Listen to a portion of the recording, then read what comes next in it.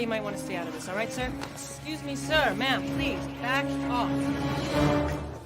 All right, I need 8 double tall.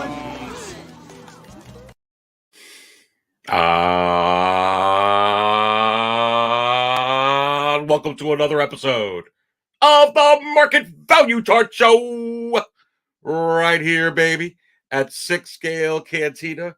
And I am the Dark Jedi, Aries Terrington. And I'll be serving up all the Star Wars Hot Toys talk, along with a full panel of me and you. And you have to wonder, is it possible that the Hot Toys wizard will interrupt this program? And I say, we'll have to keep an eye on it. The Hot Toys wizard has been on a roll lately. Maybe he'll interrupt the show. And Sandra Bullock, come on, cutting the line. Look, this is a brand new show I'm here to whoop on you called Morning Coffee with Aries Terrington. And are you kidding me? And I'm going to tell you right now, it's going to be followed up by an exclusive live show for Cantina insiders. If you decide to become a Cantina insider for a crazy unboxing, come on. But I hope that you're going to enjoy this brand new morning coffee with Aries Terrington. Look, baby, I got my coffee right here. I'm still drinking it. Come on. It's always the morning. It's either morning or it's evening when it comes to the Dark Jedi. There is no in between. Come on. It's kind of like these McDonald's, right? You got some of them that are serving the all-day breakfast. And then you got some of them now that aren't doing it all the time. It's like, no, you can't do it. It stops at 10:30. I hate that. Don't you hate that? Come on. Got to have my morning coffee. What's going on? Let me say hi to some of these people that are in here. It's been such a long time, right, since last night. But listen, I've got some tremendous, some exciting, some interesting, and some intriguing secondary market news that I want to get into here today. And with Live and Raw tomorrow, we're going to be spilling a lot of coffee. We're going to be spilling a lot of coffee on top of this, and I want to spend the time tomorrow at 8 p.m. Eastern for Live and Raw to be going over, is it possible? And I say either yes or I say no. And that's what we're going to do tomorrow night. And you also have to wonder, are we going to get a crazy announcement tonight or some type of finally a release? I don't know.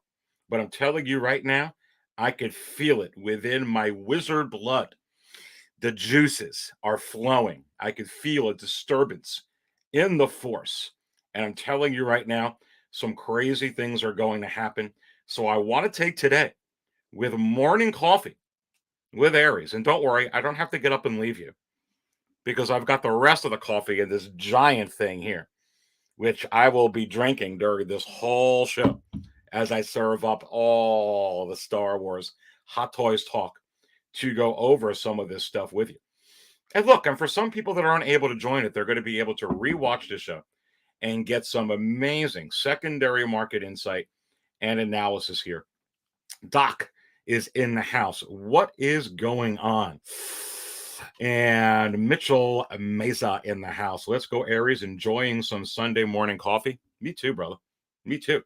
Let's drink together. Cheers.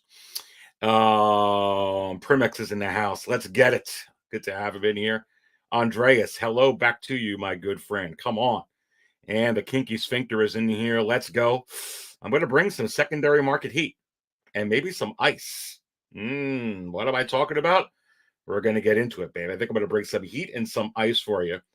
CT 603 is in the house. What's up, kids? And what's up to you? And let's continue to look at everyone who's in here. Rebel Scum. What's up, fellow collectors? It's Aries' showtime. Yeah, kind of here. New show, Morning Coffee with Aries. Kind of just decided to do it a little bit ago. Come on. The Thor. Greetings to you too from New York City. Wearing it, baby. Which one's yours? Louis Labitz is in here. Come on. Perlex goes, it's Sunday evening. Well, over here it's morning. Come on, baby. Come on. Um, that's funny. JC, good to have you in here. Let's do this indeed. Eric is in here. Eric Locree, come on, is in the house. Lane Kramer. Hey to the Aries man. Hail to you, Lane. Lane, when are you going to come back on the show, my friend? Is it possible that Lane Kramer is going to come back on the show? Listen, Lane, when are you going to get a Dart channel? Come on.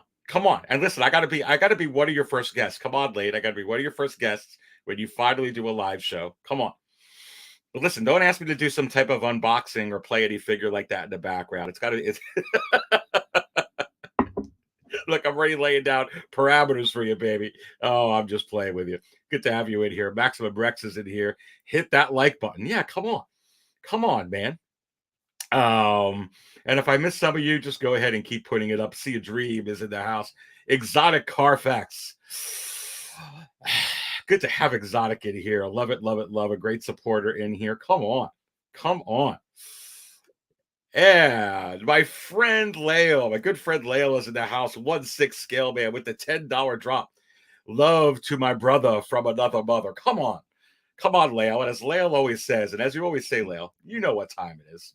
Come on, man. Had a really good time on Leo's show this past Wednesday with Say What. Always a great lineup on Wednesday night. You get the Aries Terrington show at 6. Then you always got Leo with a big show, Say What, that comes up at around 9:15. That's a lot of fun. Going to see probably you, brother, on Wheels tonight. Looking forward to that as well. Thank you so much for the $10 drop.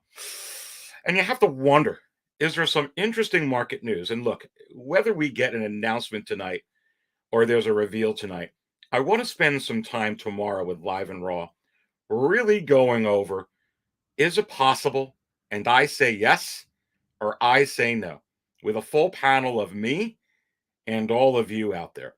But there is some secondary market news that I believe will set the table for that. Come on. 1/6 scale man. Awesome to have 1/6 scale man in here. And you have to wonder, will the Hot Toys wizard want to take over the likeness of Leo once again? We'll have to keep an eye on that. CT 603 is in the house. CT, how is TK FOMO? I haven't seen TK FOMO. Are you seeing him at all with the troops? You got to let me know. Bob Dillon is in the house. Come on.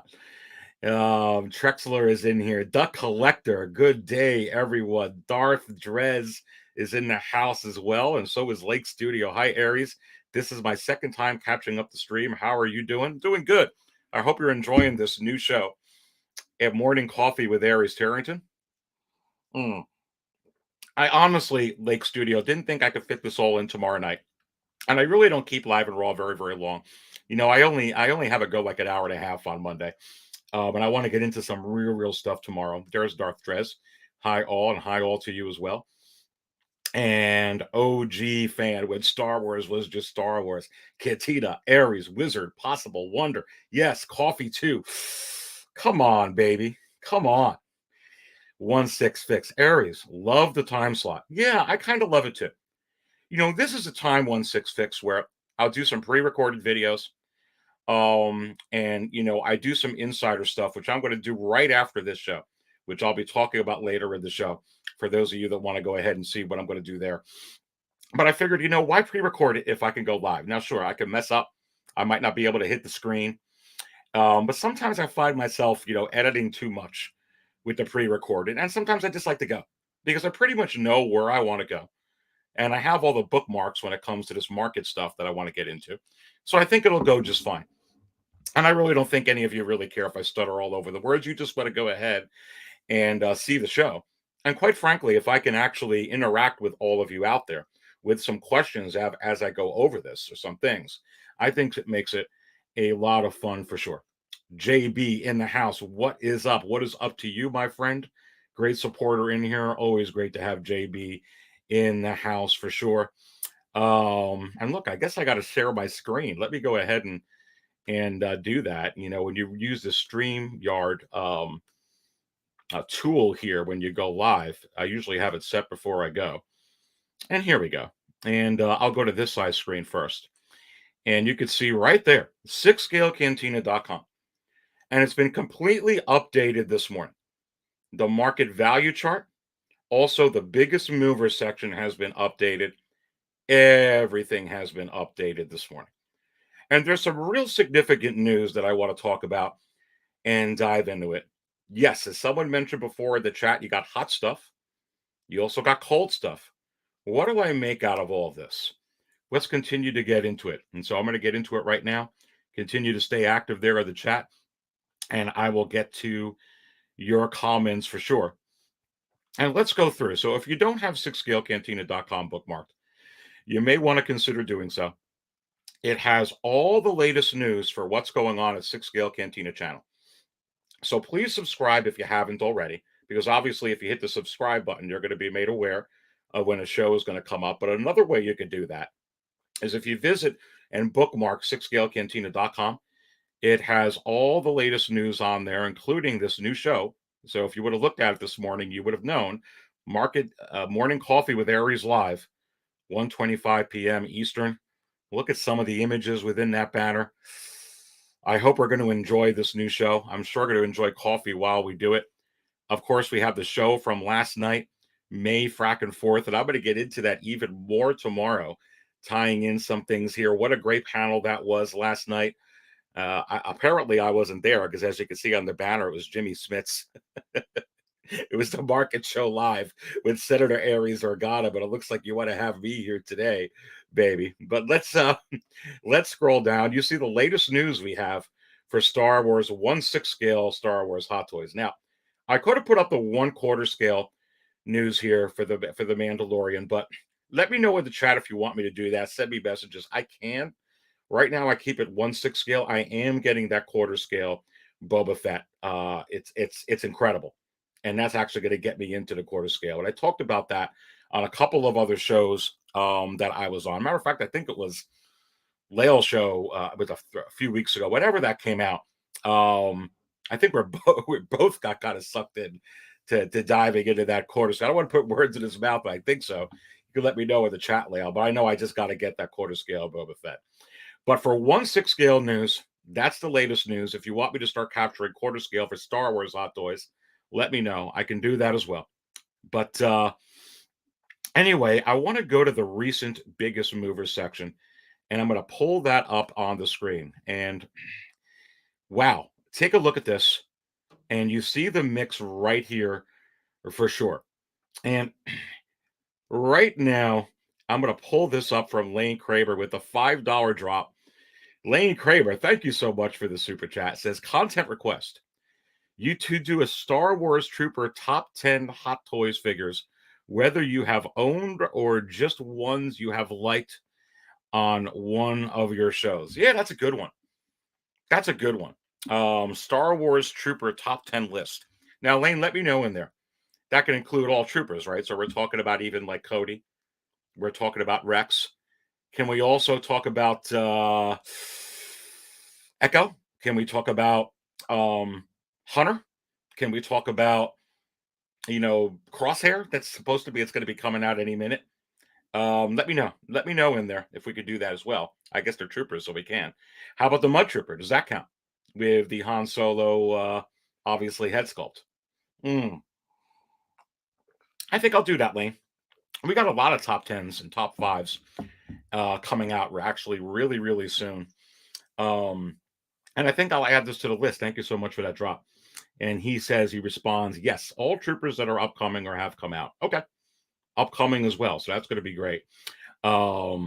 Yes, I will absolutely do that.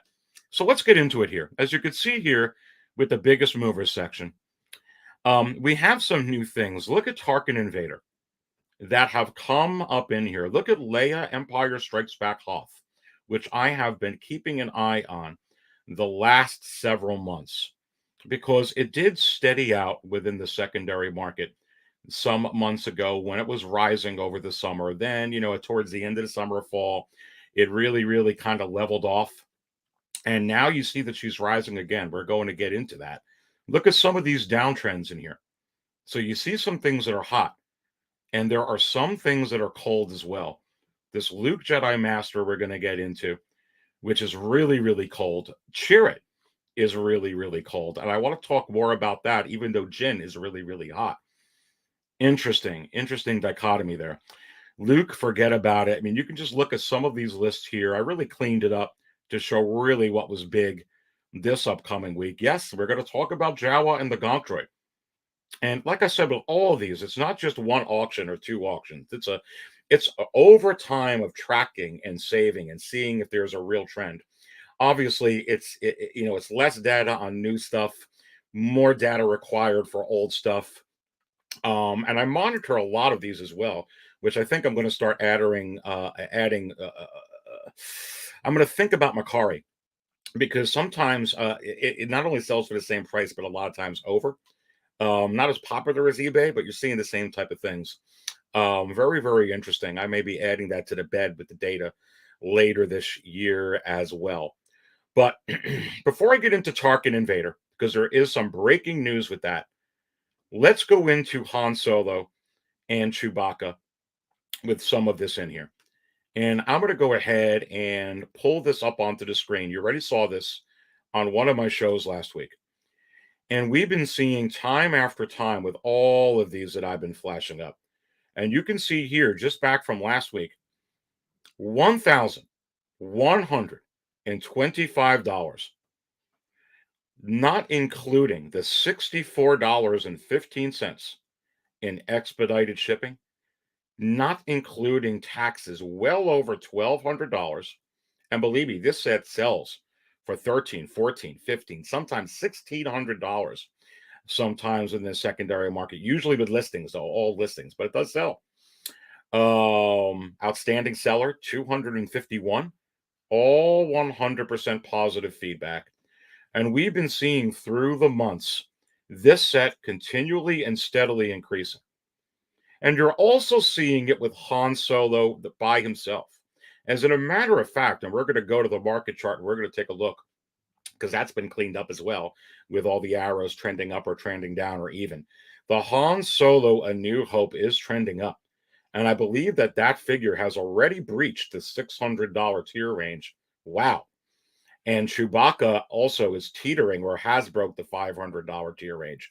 It's right there. Individually, these are selling through the roof. And even when you get a brand new listing, like this one here that has 8 days left that I'm going to flash up on the screen. So you got 8 days, 7 hours left, okay? And it already is up to $675 with 31 bids. And look at the watchers, 51. 51 watchers.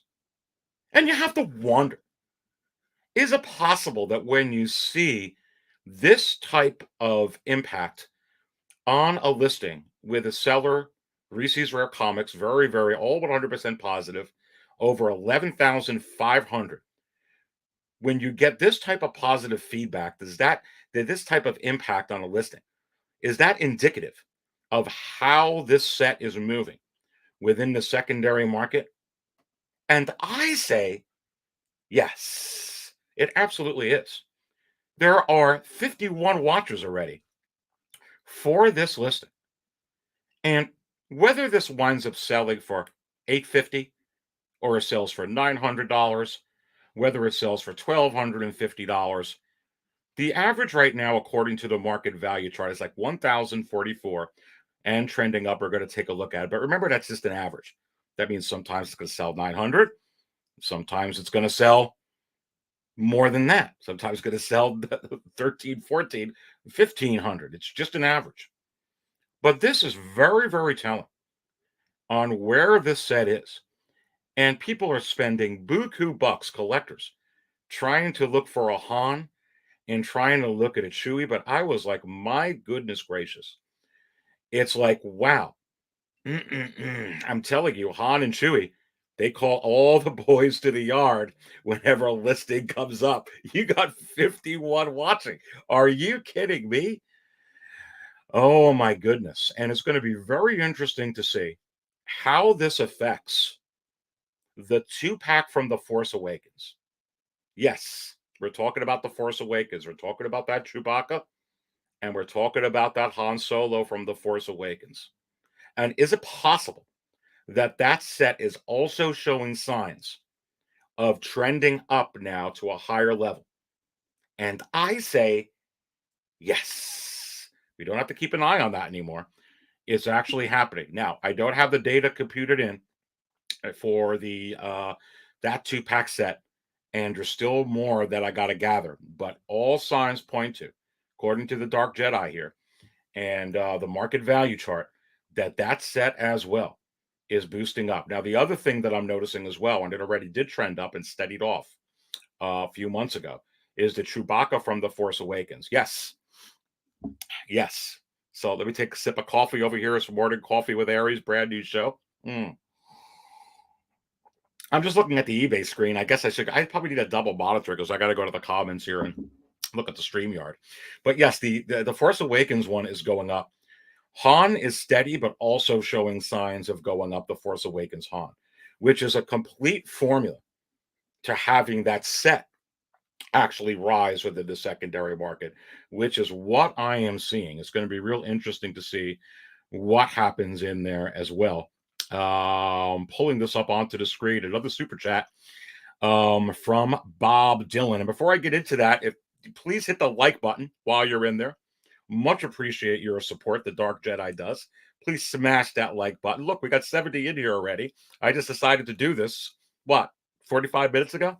Thank you for that support. Much, much appreciated. Bob Dylan says, with a $10 drop, thank you, Bob. Is it possible Ahsoka is released this week? And we get new. I'm trying to think what NWH means. Sorry, my brain. I didn't have enough coffee yet. New NWH announcements. I say yes. Also, Howard will announce the first North American Hot Toys store. I may have mixed in spice with my spatchka. Wow, that is really, really intriguing, Bob. I got to go ahead and have some coffee and toast to that. And you have to wonder, Bob, is it possible that we would get our first North American Hot Toys store? And I say, boy, I don't know, but wow, wouldn't that be interesting? And all I can say is, I got to talk to the Hot Toys wizard and ask the wizard to please, put a word into Howard to open it up close to me here in Western Pennsylvania. Come on. Uh, it's got to be close here. It's got to be close. Come on. That would be freaking that would be amazing.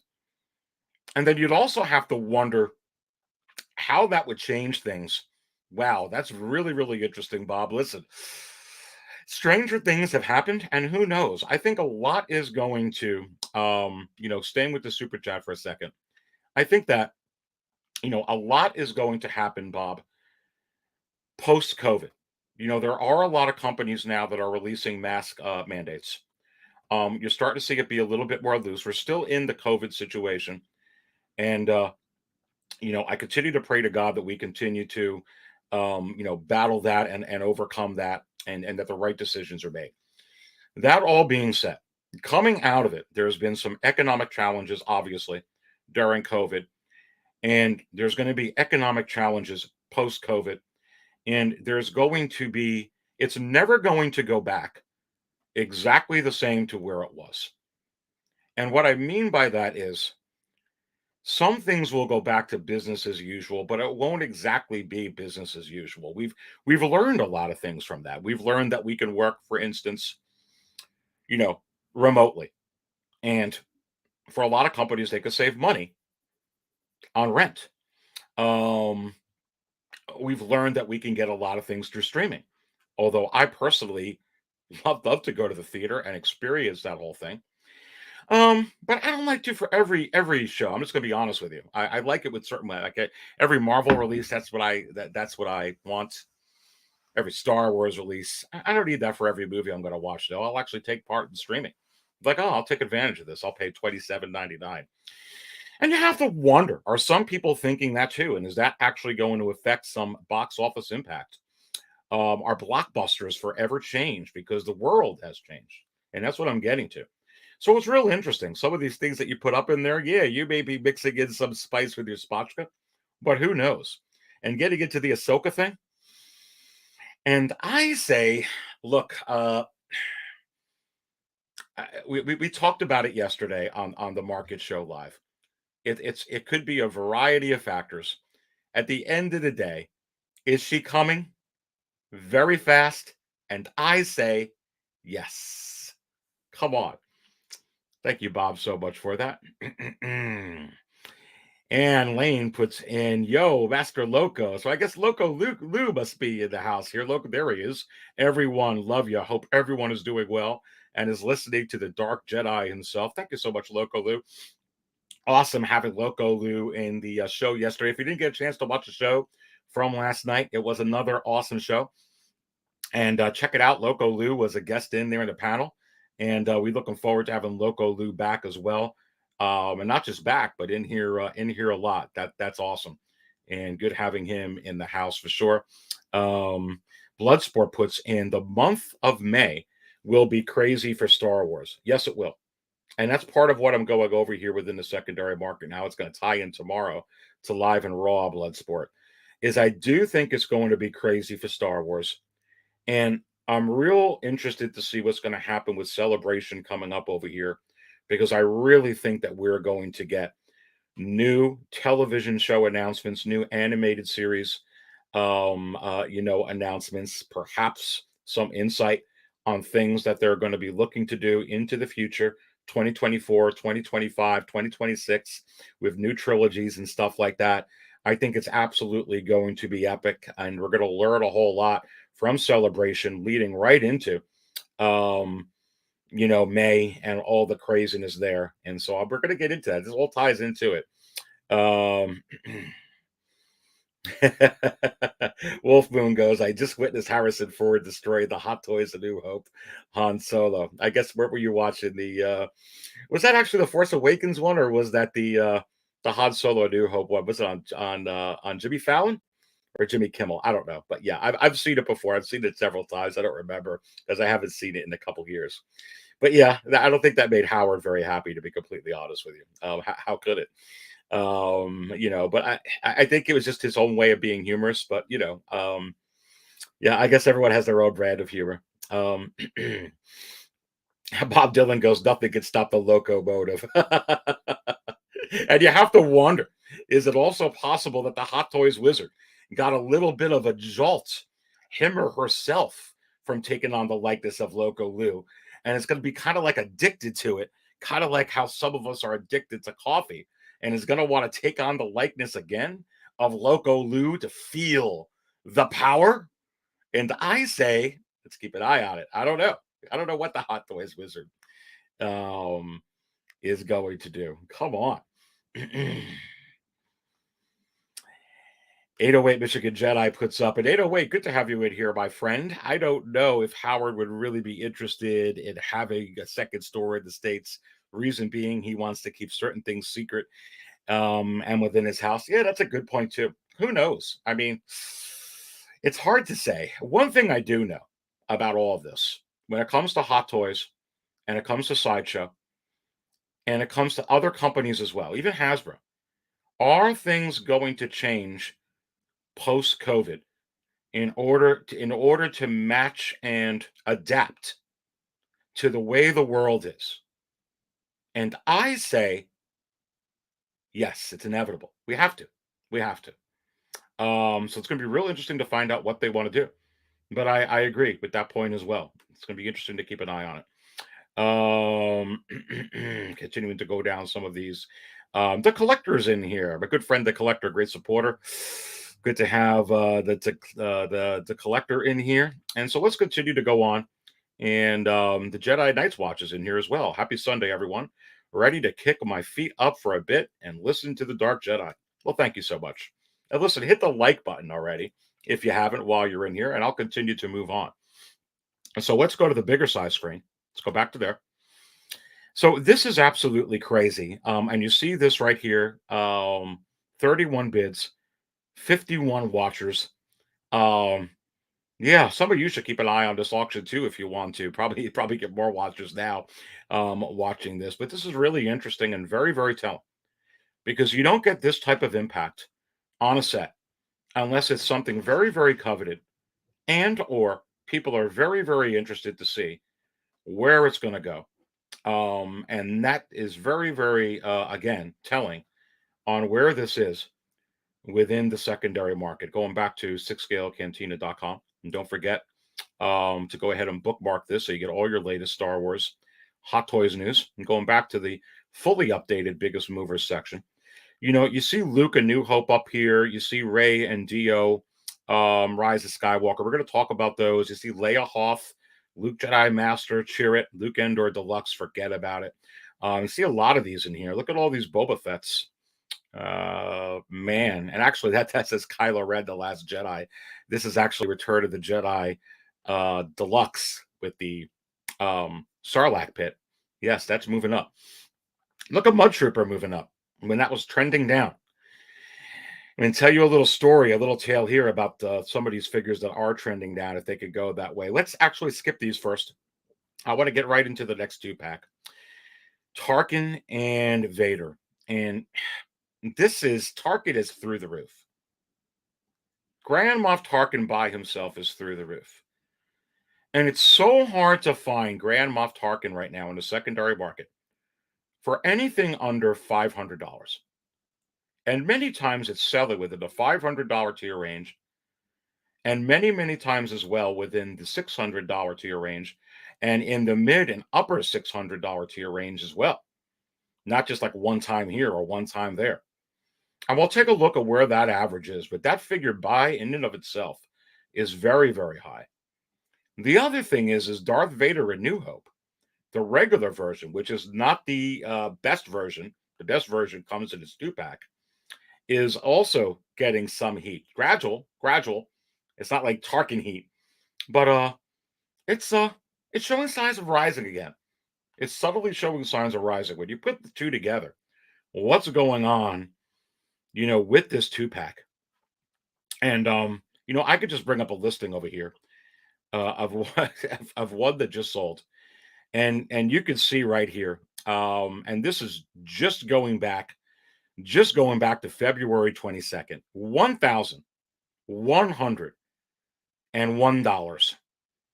Wow. And that's actually back from February 6th, excuse me. Yeah, it's selling very, very high. A lot of times you can get this set for $900 most of the time. If you're really, really lucky, sometimes you find it in the mid to high 700s, but those days are becoming few and far between. And you have to wonder, is it possible that this particular set could actually eventually breach the $1,000 tier range, just like the Han and Chewbacca did, which was breaking news last week? And we'll have to keep an eye on it to see if it is going to do that. And I think a lot of that lies on, are we ever going to get Tarkin again? Are we going to get something with Tarkin with the Obi-Wan series? Are we going to get something with Tarkin for Rogue One? Remember, they are coming out with Rogue One figures again. And we're going to get into that a little bit. And I think it is very, very possible that we actually could get kind of like a 2.0 of Grand Moff Tarkin, or a reissue, if you will, within Rogue One packaging. Don't think it won't. When you've got a figure that is teetering around the $600 tier range within the secondary market, Hot Toys takes a look at those things. And they don't have to make very many of these figures. What do I mean by that? And we're going to take a look here where this is sitting and if this has broken any tier ranges here in a minute. But what do I mean by that? And what I mean is this. Obviously, they didn't make very many of that Rey and Dio, right? I mean, it got in stock. It had the label in stock. 21 days, 3 weeks. Wait list. Never went back. Never came back in 3 days or 5 days like sometimes they do. It was gone. Gone. That figure is a future grail within the secondary market for Star Wars Hot Toys. There's just no ifs, ands, buts about it. And if they can make a Grand Moff Tarkin, the same volume of production as Rey and Dio, it would absolutely sell. And they already have that mold. That is one of the best. Don't kid yourself. That Grand Moff Tarkin, that Peter Cushing head sculpt, just the way it is one of the best head sculpts, not only for Star Wars Hot Toys, but for all of Hot Toys ever made. And if they put that out again in Rogue One packaging, maybe slightly different, maybe some different stuff from Rogue One. I really don't remember much of a difference, but I'm sure that there's something there, or something they can put with it, or something they could eliminate. The chair, we don't need the chair, that type of thing. There's something there. I don't know what it is, but there's something. Certainly the boxes. And they made just as much as Rey and Dio. Yeah. And whether it sells out in 3 weeks like her because the same amount, or it takes longer, or it takes less, who knows? But you have to wonder. That's easy money. Just like the Rey and Dio is easy money. It's easy money. And will that affect this in particular piece? Well, if it's not exactly the OG one and it's not labeled the New Hope, not necessarily. I think it will affect it in some ways. For me, for instance, if I was able, I don't have this in my collection. I don't. I don't have it. Why don't I have it? You buy all these figures because I put a limit. I put a limit on what I'm willing to buy within the secondary market. Just like I put a limit why I don't get every Star Wars hot toy that's up on pre-order. I just do. I don't get them all. I get the ones that I want. I really want the Tarkin. It's too high. Now, if I'm able to find it for $375 shipped, max 400, possibly I'd get it. That's my max. I don't go higher than that. But why? Because you can get the Boba Fett 2-pack for $4.95. That's higher. That's different. It's a 2-pack. It's retail, and I want it. But I'm not going to spend that much. I'm just not. Because if Star Wars wasn't hot, if they continued the trend of Rian Johnson, I'm going to throw his name out there. I know we talk about Kathleen Kennedy a lot. I guess she approved everything. If we continued along that trend, forget about the Solo movie. No one would be watching The Mandalorian. It wouldn't be happy times, whether you liked it or not, because it'd be too divisive. That's the bottom line. That's what happened. There are a lot of people who like the sequels. Don't kid yourself. There are, but it was very divisive. We don't need that with Star Wars right now. Or again, if it was like that, I don't know. I may splurge. And because I forget about worrying about if I'm going to get Darth Vader or Luke. A freaking Peter Cushing. I love him, but if it's not hot, you're not going to get that figure. I'm just being honest with you. He's great. It's one of my favorite characters. It's just not hot. It's just not on the minds of a lot of kids and collectors today. It's just not.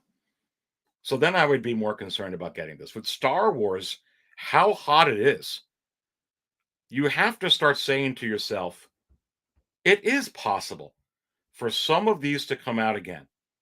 Because right now, Star Wars is a cash cow for companies like Hasbro, Gentle Giant, Coto Bianca, Hot Toys, Sideshow, any one of these companies if they can get a license. It's a hot commodity. And I brought this up before when you're talking about the secondary market. When you start having your winning team win the football game, win the baseball game, win the hockey game, win the fight, there's a natural innate chemistry that happens within individuals.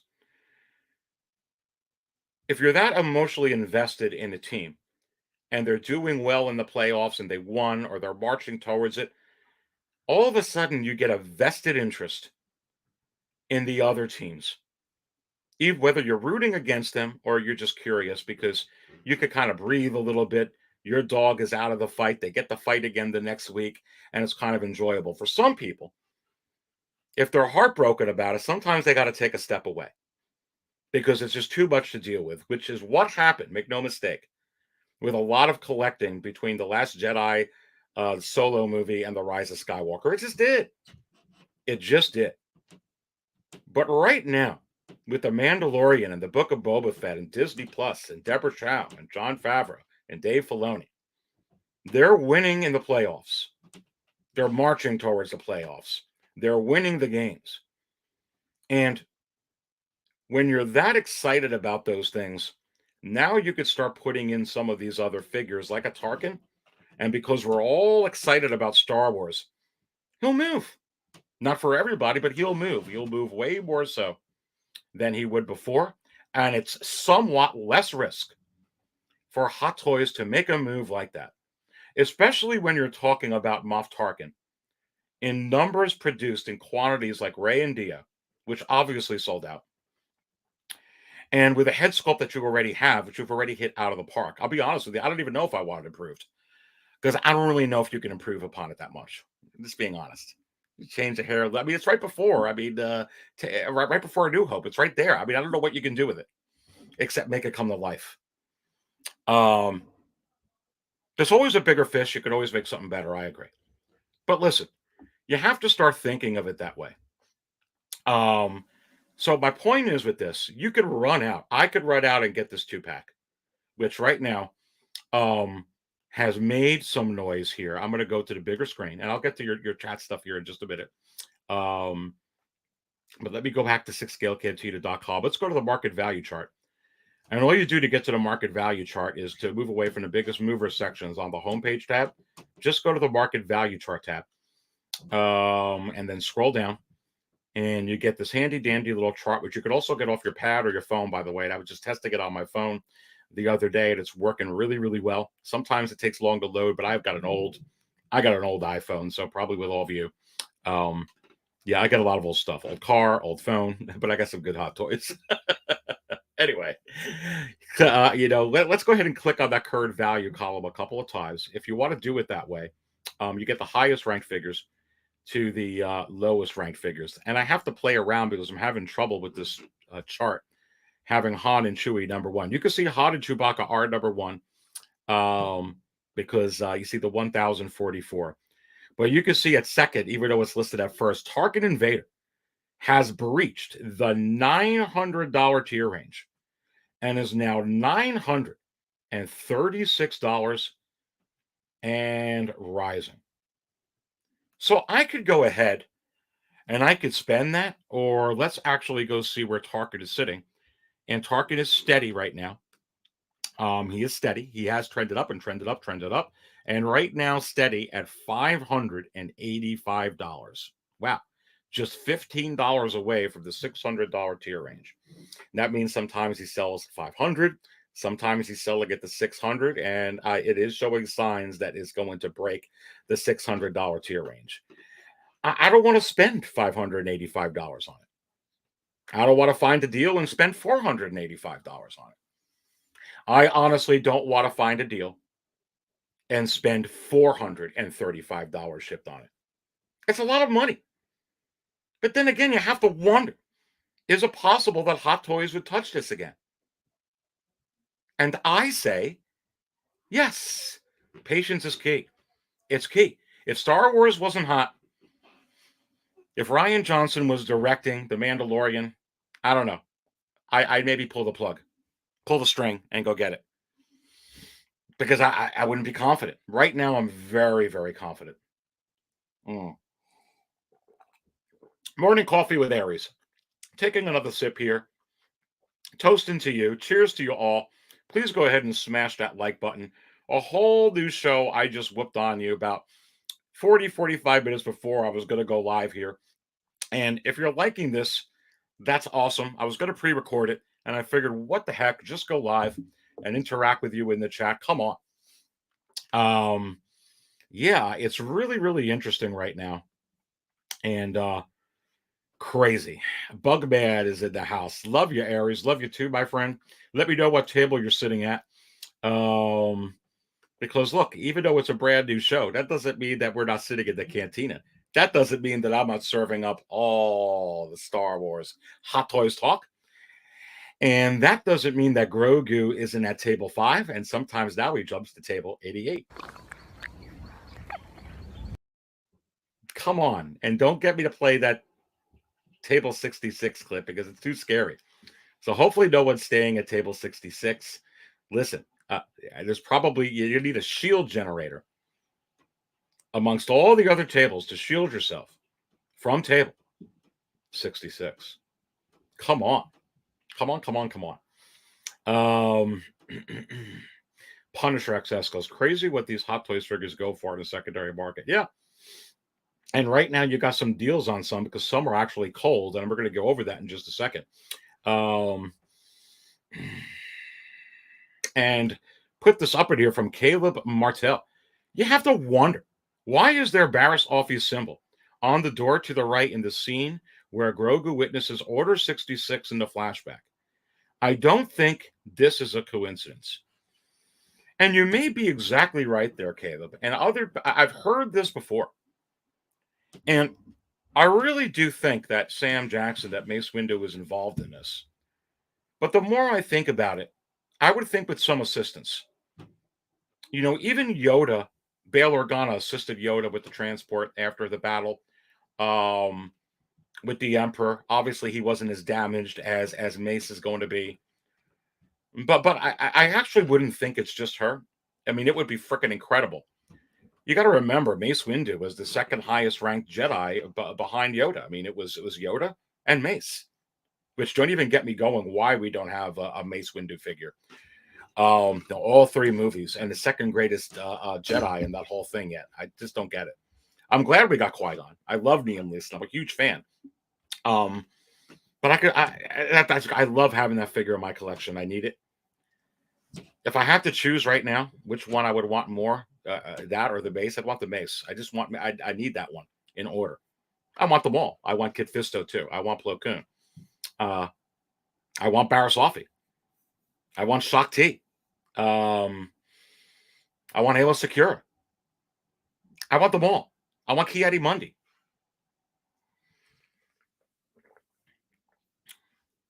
Mace is important.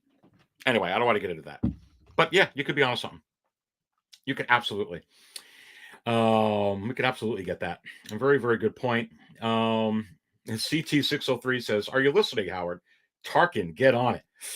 And you have to wonder, CT603, is it possible that he is already on it?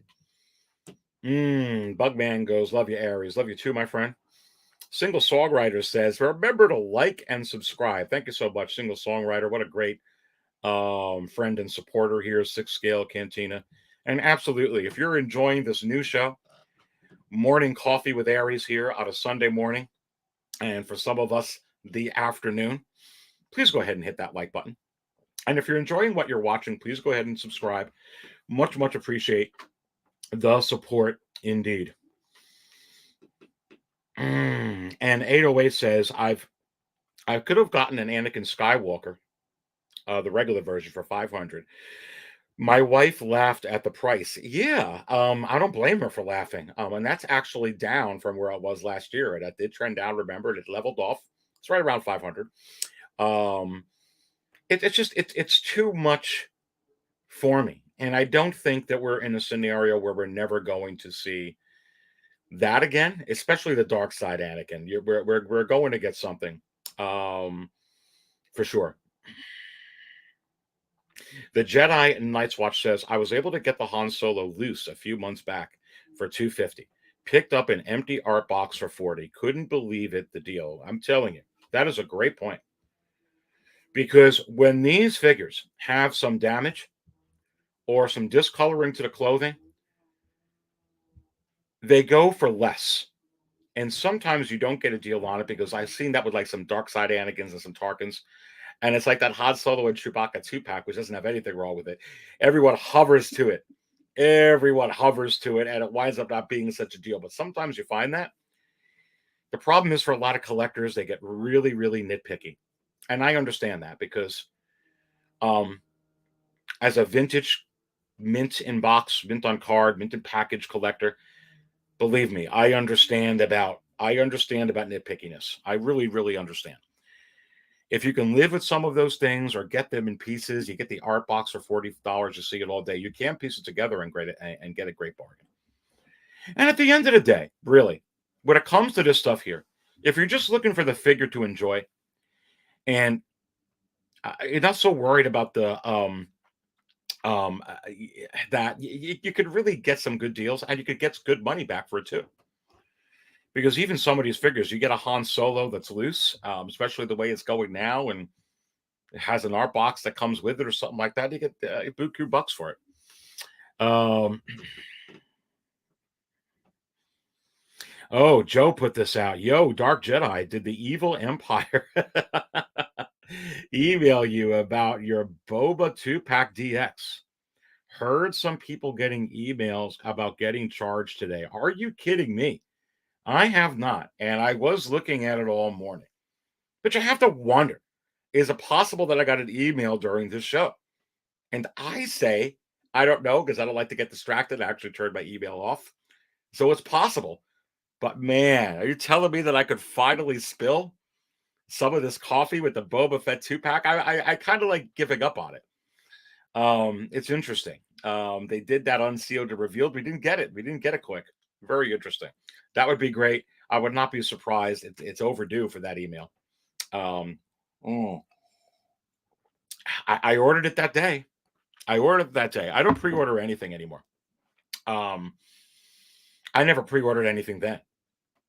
I pre-ordered that because I don't like the scenario, and whether something happens with that, who knows? I just didn't like it, and so I pre-ordered it. But I don't know. I hate waiting so long. I hate it. Be interested to check it out. Yeah, 808 says in here, some of the Grail figures are out of my price range. I really want that Han and Chewbacca pack. Can't see myself paying over $1,000. Yeah, no, I'm totally with you, baby.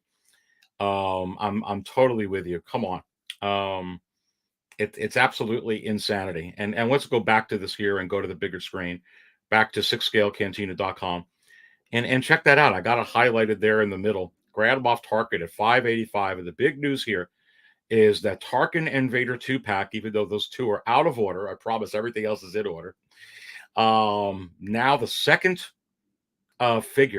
second highest figure within the secondary market, the second highest release within the secondary market for Star Wars Hot Toys, sitting at $936 and rising, with the Han and Chewbacca 2-pack now $1,044 and rising. Absolute insanity. Let's go ahead and go back to the biggest mover section and see some of these other crazy things that are going on within the secondary market. So let's take a look at some things where you can get a bargain on. And I'm actually considering it right now when it comes to Chirrut Imwe. And I'm not considering with this Luke Jedi Master because I have the Luke Endor Deluxe, which is an absolutely fabulous set. And thank goodness I got that at retail the time that I did. Because right now, that set is through the roof bonkers. Bonkers. And higher at this point than I even think that it would go at. But right now, this Luke Jedi Master is trending down. It's not doing well. The Chirrut Imwe right now is not doing well. There are some great deals to be had out there if you're looking for any of these figures. I can't put my finger on the Chirrut. I can't put my finger on the Luke Jedi Master. I will tell you that there's a plethora of figures, obviously, that have some downtrends, ebbs and flows. And there's ebbs and flows all the time. That's why you got to accumulate data to see if there's a real trend. There are some other figures right now that are showing signs of trending down. So I expect to change this list and add even more. That is certainly happening right now within the secondary market. Not everything is going up. There are a lot of figures that are going down or showing signs of going down. These two, though, have a lot of data. And, Luke Skywalker, gosh, we were talking about that before the the holiday break here when I went hunting for Ahsoka. Come on.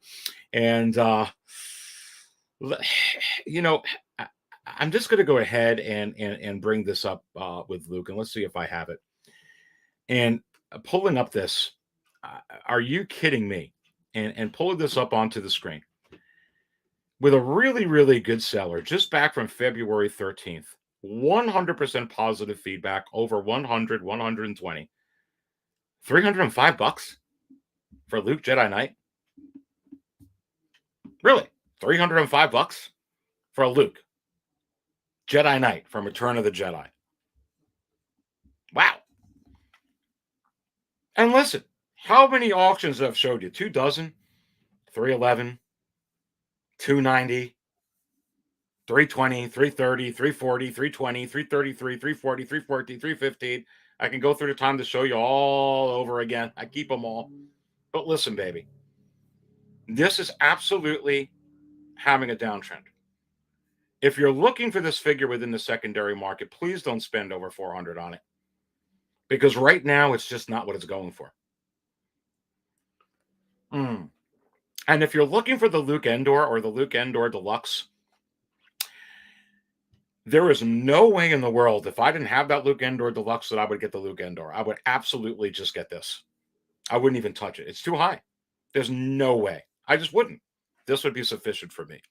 So my little tidbit for you here is right now, this is the one Luke that ain't doing well.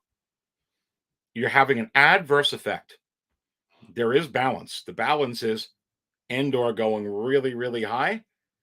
This one going very, very low. And the Luke Endor regular, sitting regular at 340 steady within the secondary market, which is outrageous because I actually think this is better than Luke Endor by himself. But maybe I'm wrong. It's just what it is. It's just what it is. And you have to wonder, is it possible that this will continue at this price? And this is a price here with the way things are going for. If I could pick up a Luke for $300 all in, or $325 all in, and I didn't have a Luke, is it possible that I would pick it up in the secondary market myself for me if I didn't have one? And I say all day. All day. But you have to keep in mind this will not stay that way. Because the same thing happened with the Mudtrooper, which I'm going to bring back up on the biggest mover section and show you. So when you go here to the biggest mover section, remember we're talking about the Mudtrooper for months, and it had a real gradual downtrend. It trended all the way down into the 200s, and it was selling for 270, 265, 280, 290. It was ridiculous. Wow. Talk about falling from grace within the price in the secondary market. But you see the symbol right here, Mudtrooper, right in the middle of your screen. Mudtrooper trending up. And now you're starting to see it sell 330, 325, sometimes 350, sometimes 360. And you have to wonder, is it possible that the Mudtrooper will eventually once again breach the $400 tier range? And I say, yes, it will. Can you still get deals on the Mudtrooper? You can. If you're looking for one, now's the time. If you're looking for Luke, now's the time. It is absolutely crazy. We've got over 80 in here on Impromptu Show, brand new show. Morning Coffee with Aries. Please go ahead and smash that like button. Much appreciate your support. Thank you so much. Indeed. 808 puts up, happy with my hobo, Luke Skywalker. Well, there you go, baby. That figure, is it possible that figure is a future grail? I got into that on some insider stuff. I'm going to get into it here as well. Not today, but yeah, it's a good figure. And look who's in the house. The man from Fabio Land. And sometimes I wonder, is that where the Ahsoka is right now? With Fabio at Fab's Figures? And I say, we better send the wizard over there, baby. Fabio, come on. How much for Ahsoka? How much for Clone Wars Ahsoka? Come on. And James, Life Star in the house.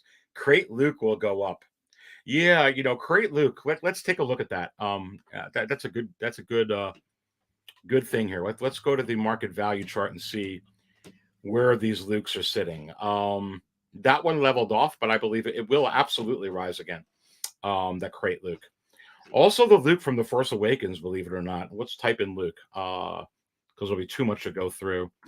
Luke, and little search up there, then all the Lukes will come out, which is quite a lot. Goodness gracious. Luke Crate. So there you go right now, sitting at $313 and steady. You're seeing the Luke Endor, like I was saying before, it's steady as well, about 340. I was right. I remembered. Look at that. Luke Return of the Jedi Deluxe MMS 517, just $6 away. Just $6 away. Let me say that again. $6 away from the $600 tier range. Luke A New Hope 5 MMS 297. Wow. Now, recently, over the last month or so, couple of months, breached a $500 tier range, sitting at $511. And Luke Stormtrooper, is it possible the Luke Stormtrooper is going to breach the $500 tier range? MMS 304 sitting at $473. We'll have to keep an eye on it. But when you look at that Luke A New Hope, I mean, more often than not, that's where it's selling. I could bring this up real quick. Right here, just from February 7th, just a couple weeks ago, $586 with 42 bids. When you add in the $20 in shipping, it's already over $600. Forget about tax. Wow. Yeah, sitting at 511 the average. Still get it, the 400s? More often than not, it's selling here. Very, very crazy with Luke Skywalker right now. But that Luke Jedi, it's a bargain. And then when you go and take a look at a Chirrut, it's the same thing, baby. I'm going to pull up a Chirrut Deluxe. Okay, and I've shown you a ton of these. I don't want to belabor it to you. But you can go back also, too, from just about a couple of weeks ago. And I could tell you right now that, breaking this down, US, for this Chirrut, and it's listed right there, $329.68. Only 4 bids. Great seller. Nothing wrong with it. Great pictures. Wow. It's just not there. You've got a lot of listings. Hear me very, very carefully. You've got right now a ton of listings within the secondary market for Chirrut, $500, $600. Do you have to pay those prices right now for Chirrut? And I say no, because if you really look right now, the listings I'm seeing and a lot of the auctions that I'm seeing are not matching that. There is a real downtrend with Chirrut right now. The thing of it is, it's not a reality to last forever, just like the Mudtrooper. So, forewarning there. If you want to hunt for a Chirrut around $300, $350 all in, whether it's deluxe or non-deluxe, I'm telling you, you can get the deluxe right now. You can get it, if that's what you're interested in. Is it possible that it's going to stay that way in the long term? No. Not this figure. Not this character. Not Donnie Yen. It's not going to happen. And with the Luke, as I've talked about before, I don't think that's going to continue forever as well. Will that ever be as high as the Endor Deluxe? No. Will they ever reissue the Endor Deluxe? No. I don't see it. I don't see it right now. I really don't. I just don't. For a variety of reasons, I don't. Crate Luke will go up. Thank you, James, for bringing that in. Got me all into Luke here as we're going down. Mark puts up, we need another R2. Yeah, they're going really high. Hawk Wars, my man Ray is in the house. Great show, Aries. Having some coffee with you here. Morning coffee with Aries, or afternoon for some of you. Come on. Cheers. Good to have Ray from Hawk Wars Toys in the house. Awesome seller. Yeah, and he can tell you too right there now, with all the Hods and all the Lukes, whether it's Han Stormtrooper, Luke Stormtrooper, he sold a couple of them at really good prices too, below what the rate is. And so Luke, A New Hope, Han, A New Hope, it's just crazy. Chewbacca, A New Hope, they're just crazy. I need another coffee, says Star Killer. Well, what table are you at? You're not at table 66, are you? Good, Anakin, good. Good. No, you're with Grogu, right?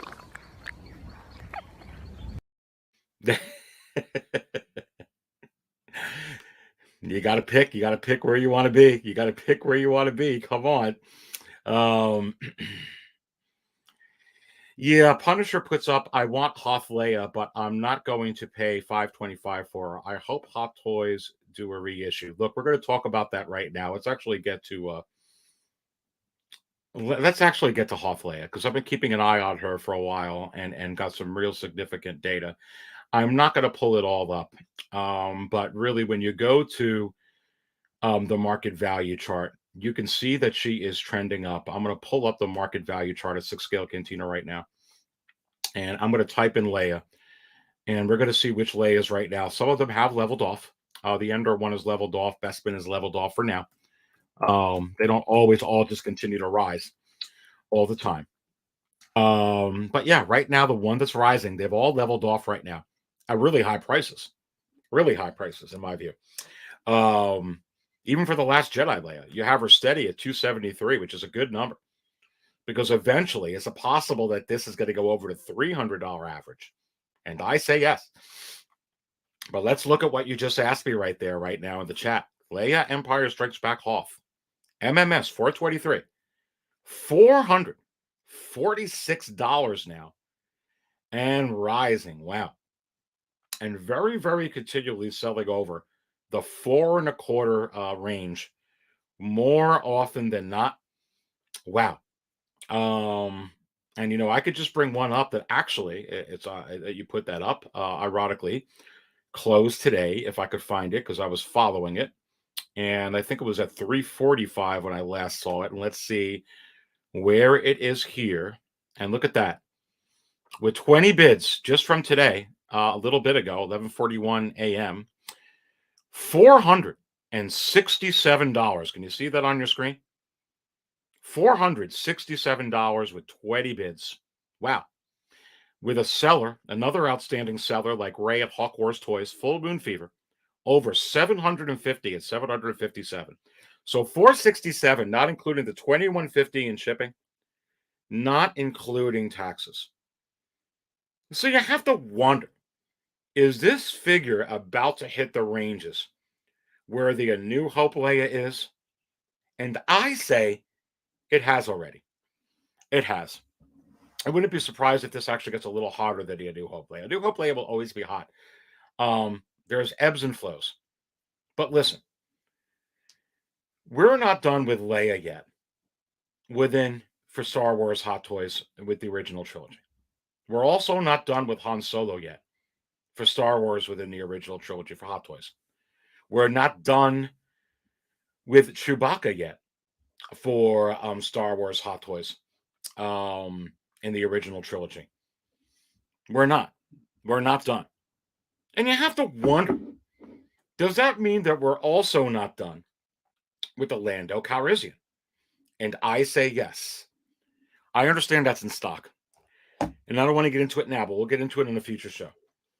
There's been a lot of changes that have gone on because of Sideshow and this war with other sellers overseas. Regardless of who's right or wrong, I really don't have any opinion on it. The point of the matter is, it's what the reality is, and people were able to get some of these figures like Lando at the same time. So prices got more competitive, and usually you have to wait 3 to 5 months to be able to get anything that's released from Hot Toys in Hong Kong. And that whole time while it's being released, it has the word pre-order on it. It just did for months. And then when it finally gets here, with most of the people that absolutely needed to have it already have it, then it hits the in-stock button. And then that's when it goes away in typically 2 to 4 months. So really, to my view, nothing has changed. It's just on a different timeline right now. There's no difference there. Lando will sell out. And when he does, when you're seeing everything here with Leia, and you're seeing everything here with Han, and you're seeing everything here with Luke, and you're seeing everything here with Peter Cushing, and you're seeing everything here with Alec Guinness. You are absolutely, and you're seeing everything here with Kenny Baker and R2D2. It's going to go the same, and you're seeing everything there with all the stormtroopers. It's going to be the same thing with Billy D. Williams. I guarantee it 100%. It will go up and absolutely be a grail in the future within the secondary market. You heard it here from Aries, the Dark Jedi, at 6 scale Cantina. And you have to wonder, Hot Toys knows that too. They've had a lot of figures in the past that took a long time to sell. Well, they go up eventually. They're going to keep an eye on it. And let me tell you something. That Bespin Leia sold out. And a lot of people weren't hot on it. That has gone up. The Endor Leia and the Endor Leia and Wicket. A lot of people weren't hot on that too. It went up because those were outrageously hot figures. Sold out. This Leia Hoth sold out. You're going to get another Leia? Yes, because it keeps selling and we keep buying them. Are we going to get another Lando? Sure. Absolutely. When that one starts becoming a grail or when that one sells out, they already invested the recipe and they already got the recipe in development at the Billy D. Williams. You don't see a General Calrissian? It's absolutely going to come. It's absolutely. Wait till let me tell you what you're going to hear at Celebration, which is going to be amazing news about Donnie Glover and the Lando series, which is absolutely going to open the door for more interest in Lando and Lando Calrissian. And I'm going to bring up the point like I brought in before.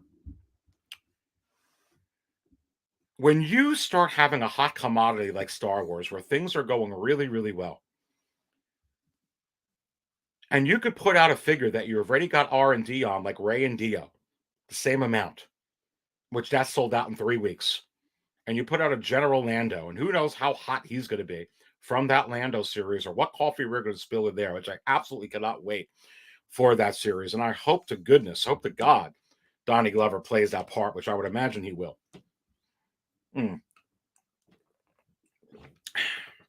It's going to come. There's not much of an investment for them. Honestly, they'll sell 3,000 or 4,000 Landos. They just will. They just will. General Lando from Return of the Jedi. You got the anniversary Return of the Jedi coming up. You have the Endor figures. You got Luke Endor. We're just talking about Leia Endor. Goodness gracious! You got the Scout Trooper from Endor going to come out. You're eventually going to get Han Endor. You're gonna get Lando. It's just going to happen. I'm not saying it's going to happen tomorrow. It's not going to happen tomorrow. Star Wars stays hot. Lando series comes out. They already have the head sculpt. You heard it here from 6 Scale Cantina. Just like Bail Organa. It's going to happen, baby. Come on. Let's look at some of these chats in here. Single Songwriter puts in Lando TV series has been confirmed on the Star Wars website. Let's go. No details available, but it is confirmed. And Single Songwriter, you have to wonder, are they going to give us a little bit of a tease or more insight at the upcoming celebration? And I say, you bet your ASS. Come on. 808 goes, definitely want Hoth Leia to use in the escape from Cloud City with Lando. I think you're going to get the escape Leia. I really, really do. I'm calling it. I just think it's such easy money. I think you're going to get it. You're going to take the Hoth Leia, mix it in with the Bespin Leia, and you're going to get it. I think they'll change heads. They'll repaint it. They'll have a different hair. They'll make it look different. They've done really, really well. I just personally think that they don't have a lot to adjust there. They just keep selling it until we stop buying it, which I want. I'll have to buy that one. The collector's in here. Good to have the collector number one. Hopes everyone's doing great. Good to have you in here, my friend. Always good. Doc goes, I'm getting my Lando soon. Space Pip. Come on. Looking at some of these other chats in here. The Jedi's Night Watch goes, that's the one I was watching at Aries. Yeah, absolutely. There you go. I watched an auction of Hoth Leia. That's what he's talking about. 90 seconds left. She was at 350. It ended at 465, 475. And you have to wonder, Jedi's Nice Watch, because this happens a ton. It happens a ton. When you're looking for some, for instance, because I know a lot about it, vintage Star Wars, whether it's mint in box, minted sealed box, minted card, all that good stuff. And some of them in the hundreds, some of them in the thousands, some of them in the tens of thousands. It's real pricey to play that game. The price is never the same with a 1 minute left compared to the rest of the timeline of the auction, whether it's a 3-day auction, 7-day auction, 10-day auction, 1,000-day auction. It always winds up being that way with something that is very desirable. And you have to wonder, because it happened this way with the Leia Hoth, is this figure right now highly, highly sought after? And I say, you just nailed it on the head, the Jedi's Nice Watch. That is why the Dark Jedi is calling. And we'll talk about it tomorrow on Live and Raw. You have 3 pre-orders for Star Wars Hot Toys in 2023. Just the 1/6 scale. I'm not counting the quarter scale figures, the quarter scale Boba Fett, which I'm getting because I can't resist. They're not just going to fill it up. They're not just going to fill it up with the Mandalorian. At the very least, you're going to get your vintage color Boba Fett's. You're going to get your 40th Empire Strikes Back, ESBs and Darth Vaders. You're going to get your Attack of the there's just going to be, no matter how much Mando or Book of Boba Fett or how much new Lando series, Ahsoka series, new Andor series, this series, that series, they are absolutely going to mix in the legacy characters. Few and far between, I will admit that. You may get, they may surprise us this year, but you're going to have some. It's just too hot for them not to capitalize on it. And if they put just the right amount on your plate, if they put just enough on the food buffet, oh, look, there's a Leia. Oh, look, there's an OT Vader. Oh, look, we got an OT Luke. Oh, look, there's a prequels Mace and a prequels Padme. Well, and I don't say nothing else. Let me shut up. What is that, 5 figures? It seems like a ton now. Ooh. Everyone's going, wow, ooh, this is awesome. It's only 5. Calm down. That's not a whole lot. It's Mando heavy. It's Book of Boba heavy. It's Obi-Wan series heavy. It's Bad Batch heavy. It's Andor series heavy. It's Mandalorian, more Mandalorian heavy. But they absolutely have to. And they do all the time. They'll have 5 or 6 up there.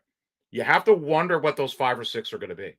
I'm going to tell you right now, I hope to God that they nail it for May 4th, because they absolutely blew it last year. I'm going to bring up that analogy again about when you root for your favorite sports team and they're winning, all of a sudden you get very interested in watching everything else. And I understand that we watch everything else even when they lose. But sometimes when you're really following something, or it's a particular game, sometimes you get a bad taste in your mouth. You got to walk away. And that's what happened with May 4th last year. We didn't get a whole lot of hoopla about that amazing, and I mean amazing, Echo, because that's an amazing trooper. But no one talked about it because they didn't give us Luke. They didn't give us 3PO. They didn't give us any freaking legacy character. But Sideshow comes in with Grievous, which turned out to be not so good for a lot of people. But that's a different story. But Hot Toys blew it. Sideshow got all the headlines. Sideshow got all the hoopla. And I understand that in Hong Kong, they may not understand what May 4th is. But listen, they're in business. And they're in business distributing around the world. They need to get informed. Because knowledge is power. And knowledge is money. And they can give me Frog Lady. They could give me Pele. They could give me another Gonk Droid. They could give me a 4-pack Jawa set. If they give me C-3PO, they can give me anything they want on May 4th week, and I'm going to be more interested in it, just like I'll be more interested in watching other football games if my team doesn't get destroyed later that night, because I'm more into it. all of a sudden it's more exciting and there's more excitement around, and you want to dance to the right, ta, and you want to dance to the left, ta, and you want to put your hand there and put your hand there and go over there and even there, everywhere. Come on, you know what I'm talking about. It's just common logic. They need to hit it for May 4th. I don't want to hear about Hong Kong. Could care less. Because they're servicing the world. So they have to pay attention. We need it on May 4th. We need something. They could give me a die-cast frog lady. I'll be excited about it on May 4th if they give me C-3PO. If they give me Bespin Luke. If they give me Bespin Han. If they give me a 6 over, then they could give me whatever the heck they want.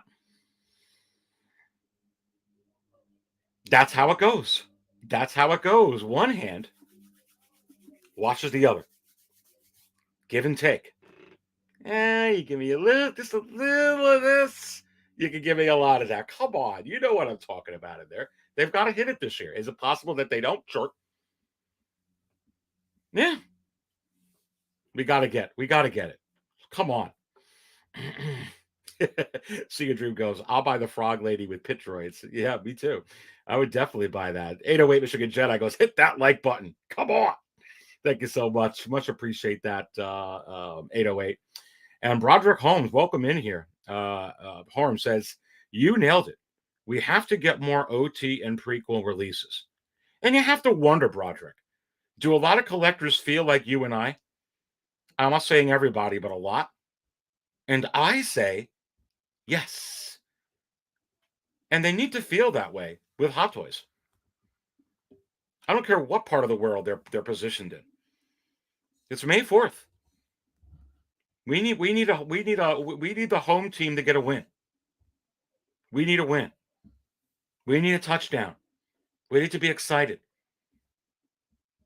Literally, you could give me, if you give me Bespin Luke, you give me Bespin Han, you give me a new Leia, you give me a C-3PO, you give me a Darth Vader from Return of the Jedi, the 1/6 version, you give me a Mace Windu, you give me a Padme, you even give me a Kit Fisto, you give me a Ki-Adi-Mundi, you give me an Anakin from Attack of the Clones. That's enough. That's enough. Just give me something. You want to really make a statement, put out a General Grievous. I understand that it probably would have been a good taste or the right move to put it out right after that. But a whole year later, you have to wonder, wouldn't that be a banger? And would that be enough? Would General Grievous be enough to be that home run, to be that fan service, to be that home team win, to be that touchdown? And I say, yes, it would. It absolutely would. And I can't wait to get into this in more depth tomorrow at Live and Raw at 8 p.m. Eastern. You absolutely do not want to miss that freaking show at all. Because I'm telling you right now that certain things are...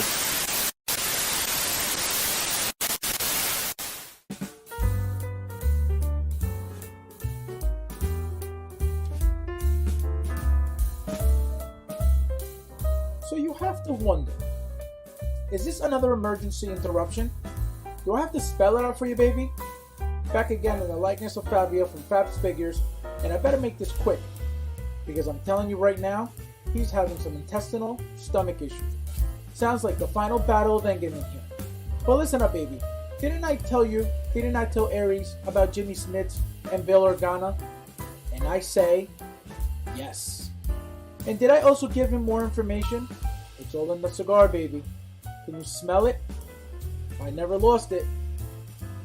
For Fab's Figures, this is the Toy Wizard again, and you're watching 6 Kill Cantina.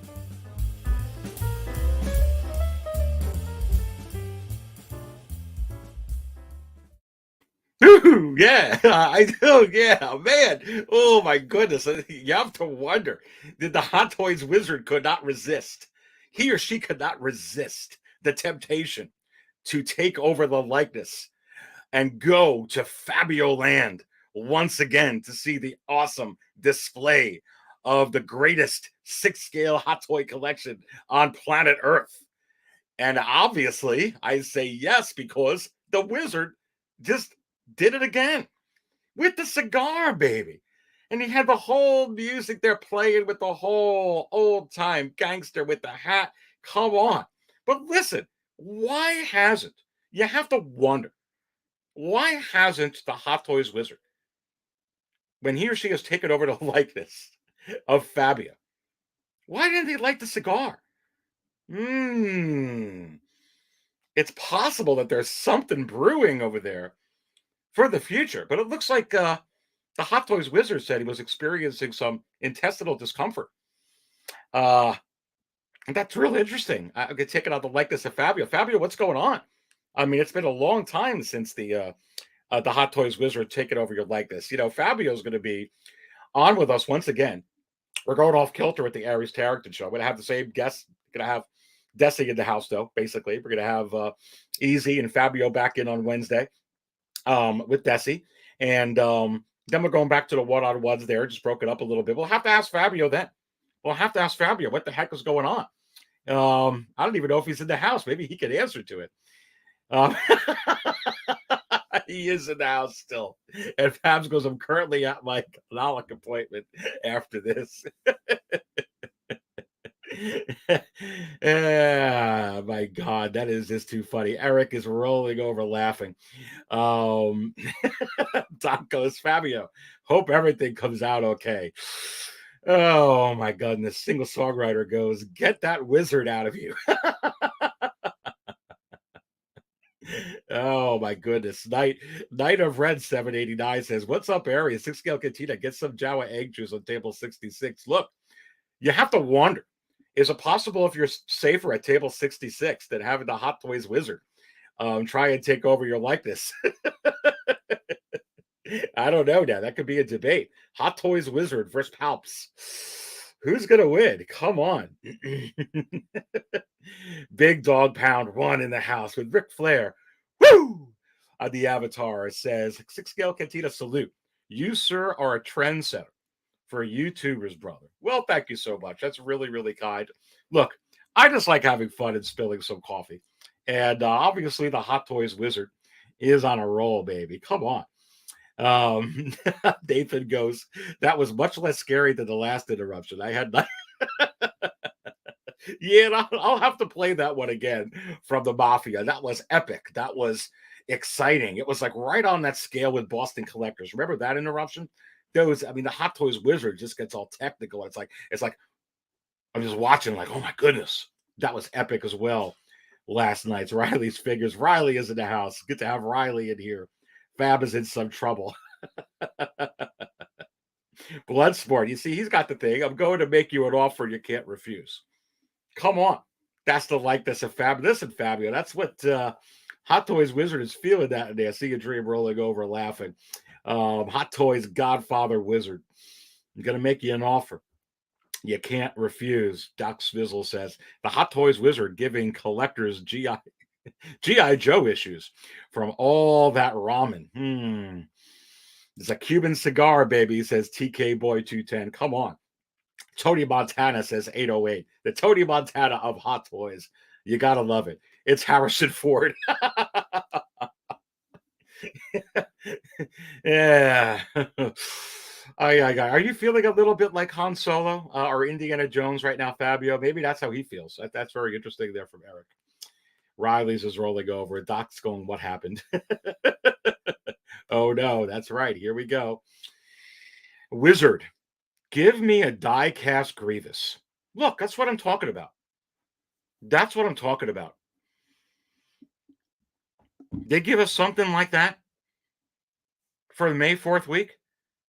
It was a disaster last year. It was a disaster last year.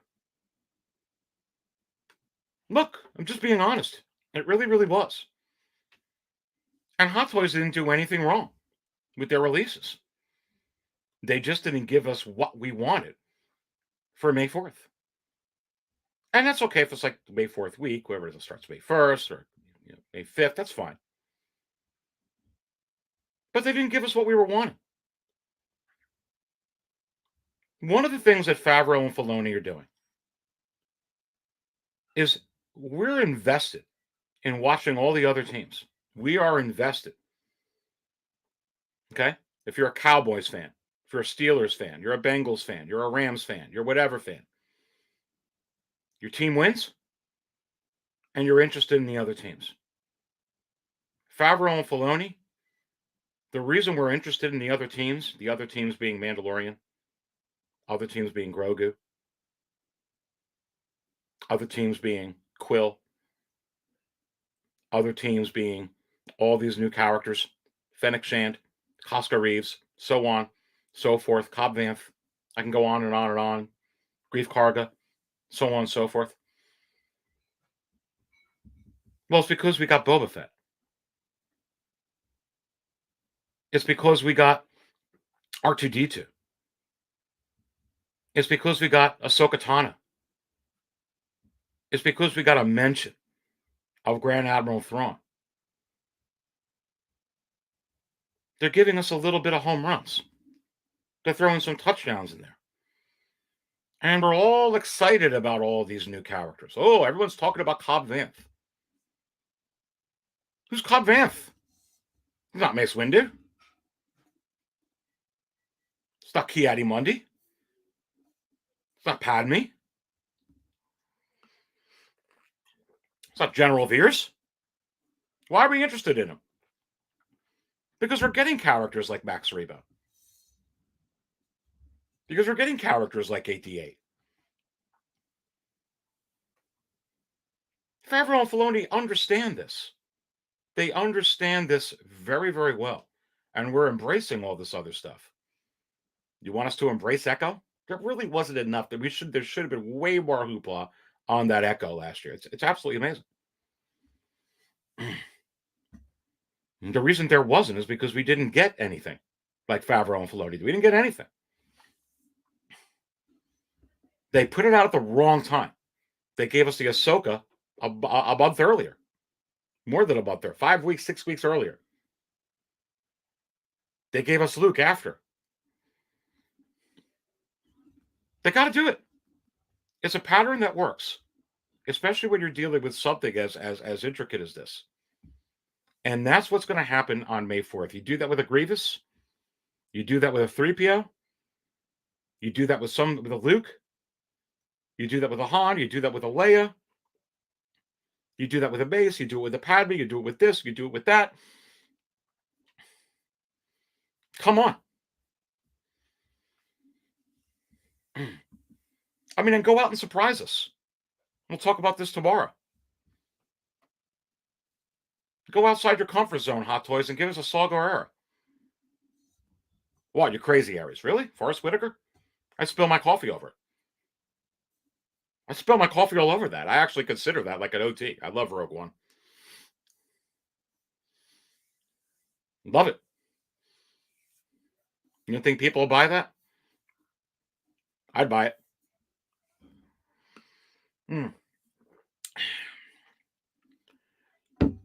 How about Baze Malbus? You know what I'm talking about. You know what I'm talking about. Knight of Ren, 789. Episode 2 Padme, bro. Yes, come on. Come on. Lobot to Lando is like Robin to Batman. And you have to wonder when you talk about Lobot. There's going to be an upcoming Lando series, which is already confirmed by a Star Wars. And Single Songwriter put that in there. I looked up on StarWars.com. I don't think what's confirmed yet is if Danny Glover's playing it, but I'm pretty sure he is. You're probably going to find out how he met Lobot.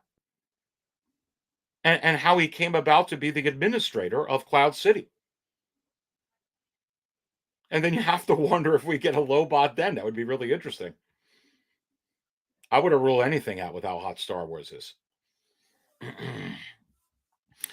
Fabs puts up, we need Baze ASAP. Come on.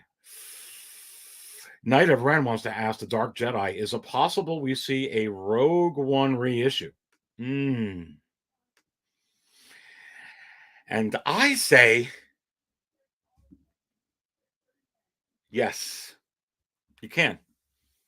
It's possible. Not a guarantee, but it's possible. Look,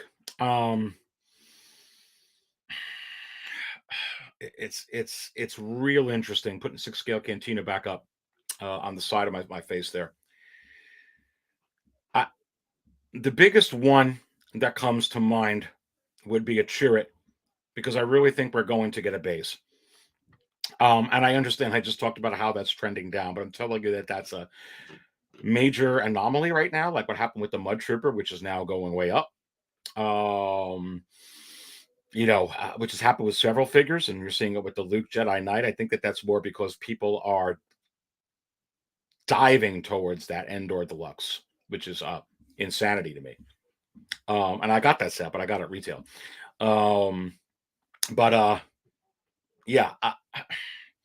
Yeah, I think it's possible. Look,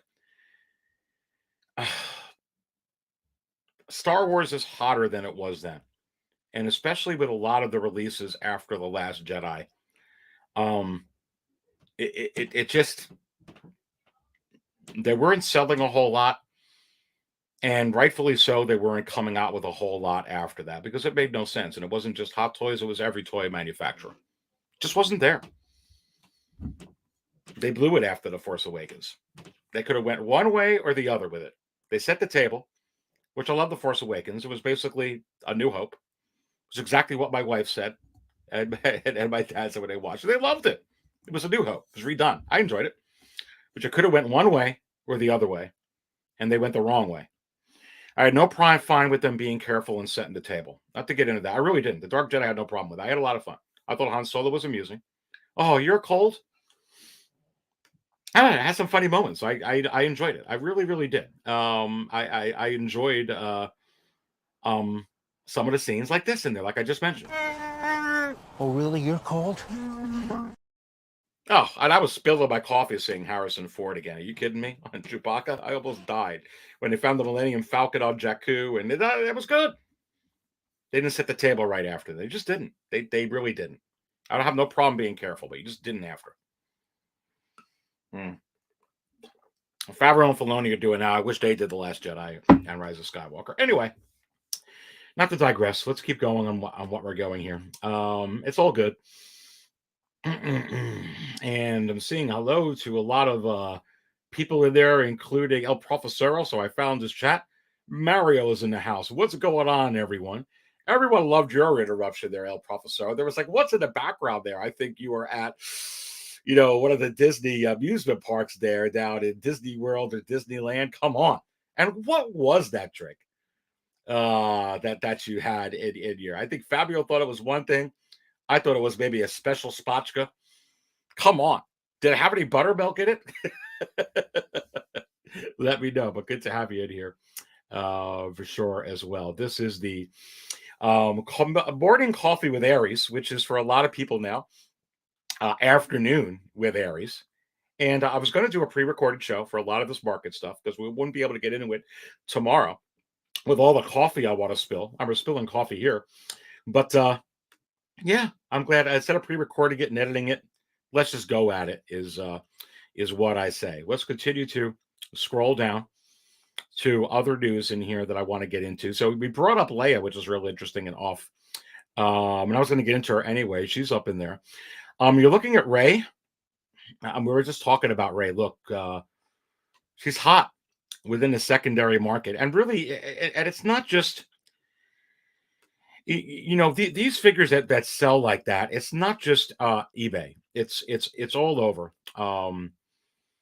Like if you go for instance, you go look at you go to Mercari, which sometimes is pretty much the same and sometimes higher, honestly. You could look at things like, heavy infantry Mandalorian, $420, and just sold at the end of, actually it sold in February, even though that posting was there, just recently sold. They're all just about equal. I mean, it's possible I'll start adding in some Mercari data. And that's another thing. People ask me, the same thing with Rey and Dio sells the same way there. And Ray's still with the chat. He'll tell you because, we talk all the time. And, sells the same thing. Same way that they sell on eBay is the same way that they sell on Mercari. And sometimes you find a deal on Mercari. Sometimes you find a deal on eBay. And people ask me all the time, Aries, which is better? Should I buy off eBay? Should I buy off Macari? Should I buy off a forum? And I say yes, yes, yes, yes, everywhere. Always remember, if it's too good to be true, 9 times out of 10, and even more than that, it usually is, no matter where you're buying it from. And you have to be careful with a lot of these different things. The one good thing about eBay, Macari, these places that really utilize, they have things, especially eBay and Macari too. You have a lot of protection as a buyer, where if you get screwed or if something's not the way it should be, you're going to get your money back, which to me is very, very comforting. I really don't care if I save $15 or $20 or even $35, $45. If I'm going to go through the hassle and the freaking headache of having spots here or having something missing or having something that wasn't right, it's better for me to just pay it and know what I'm getting, especially if I'm not able to get it off Sideshow or get it off one of these Hong Kong companies who have more of a guarantee or you can send it back. It's just not. eBay offers that protection. Now, obviously, if you're selling, and I've been selling on eBay for years, I haven't sold recently, but I got all but 100% positive feedback on there and sell quite a bit. Just not Hot Toys. In the past. And yeah, they have different fees associated with it. So sometimes you got to input that when you're selling or this or that. There is some protection on there. When you get to know people within the community and you can get some references on some of these Facebook forums or other forums or things like that, those are good too. You just have to be careful everywhere. Make sure that you check your references. Make sure that you ask questions. Make sure you check feedback if it's Macari. Make sure you check feedback if it's eBay. Make sure you ask for references if unless it's somebody you know within one of the forums. There's no right or wrong way to do it. And quite honestly, there's no particular place where you get one more deal than another. Oh, I found it out here for a lot cheaper. Okay. I hear a lot of that with getting it off a friend. Getting it off a friend doesn't count. It doesn't. It's not real indicative of what the value is. If it's a friend of a friend of a friend, you got to be careful too. If it's a seller with questionable feedback, you got to be careful too. You just got to make sure you ask the questions and don't be afraid to ask questions. Ask as many questions if you want. Don't be one of those where it's like, oh, I'm afraid if I just ask the question. Look, they're there. You're the customer. You're the customer. And even on, a platform forum too, where it's not any of these places, don't feel like you're asking too many questions because you're still the customer. They're still trying to offer something. You have every right to keep asking until you're satisfied with it. I do it all the time. And if I feel good about it, I'll pull the string. And if it's too good to be true, whether it's eBay or it's a forum or if it's something else, yeah. A lot of times it's really cool. If you can find somebody off one of these forums that's willing to meet you, if they're close to where you are and you're actually able to see the figure in person, that's awesome. The other thing that's really cool is if you could go to a local comic shop that you have and support some of your local businesses in there where they have some of these figures in there and you could go right in and do that, especially now that there's a little bit more leniencies with COVID. I suggest that as well. Again, there's always a bargain out there. You just got to hunt. Remember I told you the story about the Emperor Deluxe with the throne. And it was going so high. And right now it's ridiculous. But I mean, it was going so high. And I searched for, I don't know, I was actually probably a whole week. And, in the middle of, this and that, finally, I think one of the days I stumbled upon this Monkey Depot. Now, I'm sure some of you probably know what Monkey Depot is. And they sell a lot of military figures as well. But it said that they had an Emperor Deluxe in stock. And the price was like $314 or something crazy, or it was retail. It was $320. I forgot what it was. And I was like, And I actually called and I talked to somebody who picked up the photo. They say, no, we got one more in stock. And I'm like, hallelujah, baby. I'm going to pay you right now. It happens. It happens. Enjoy the hunt. Enjoy the hunt. Because the hunt is enjoyable. And when you're hunting, you're purposefully looking for the right deal. And when you have that mindset, then automatically you're instilling into yourself that you got to hunt. Because if you're not hunting, then you just buy whatever price it is. If you have that hunting mentality, you got to do it tactfully. You got to do it purposefully. You have a game plan. You have it mapped out. Come on, you know what I'm talking about. And right there innately, you're already putting on stopgaps on yourself, whether you have an official stopgap in price or not. And I think it's so important to enjoy the hunt because there's always a deal. Always a deal. There's always a seller on eBay that's going to put it up the wrong time, or it's going to have the auction end at 3 o'clock in the morning. Not when everyone's looking at it. Someone in the chat brought up this Leia. That Leia that I had up in here, and I'll put her back, that Leia Hoth, back up on the screen. And I forgot who that was in the chat. Maybe they could go ahead and chat again if they're still watching. And I'll blow this up. But I was watching this, and it was at 3:45. And the last couple of minutes, it's 467.02. And sometimes people are looking at other auctions that are going on concurrently. It's not just the time of the night. You can have a 2-pack Vader Tarkin listed the same time as a 2-pack Han Chewbacca, listed at the same time as a Commander Cody, listed at the same time as a Rey and Dio, listed at the same time as a Short Trooper original from Rogue One, listed as the same time as an Obi-Wan, all from different collectors, from different sellers, and they all could be within an hour or two of each other. And there's always so much money to go around that is it possible that maybe one of them, this is not going to happen. You can get a deal. And I say yes, because I've done it. It's happened. You got to hunt. You got to hunt. And you'll find the deals. Come on. You know what I'm talking about. You know what I'm talking about. And Hawk Wars Toys goes, make sure you see the pictures of the actual figure. Yeah, no, that's good. That's really, really good too. I always feel way more comfortable with that. And obviously, Ray, you take a ton of them, which is always good. And always willing to send more, honestly, when people reach out to you if there's ever a need. Nathan puts in, that's a steal on that Emperor. You ain't kidding. And that was a hunt. That was a hunt. I took my time.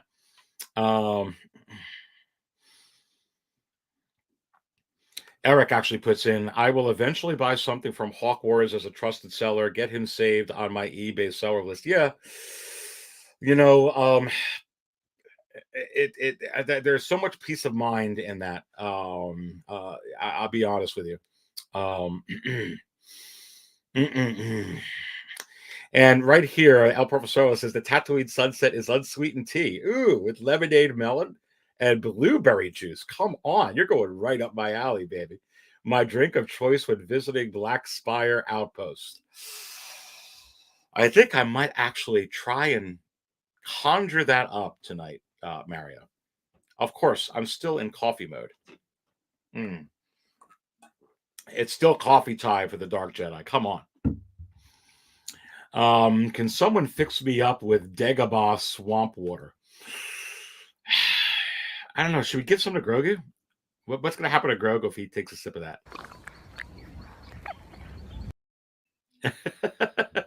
Did you hit the like button yet, baby? Come on.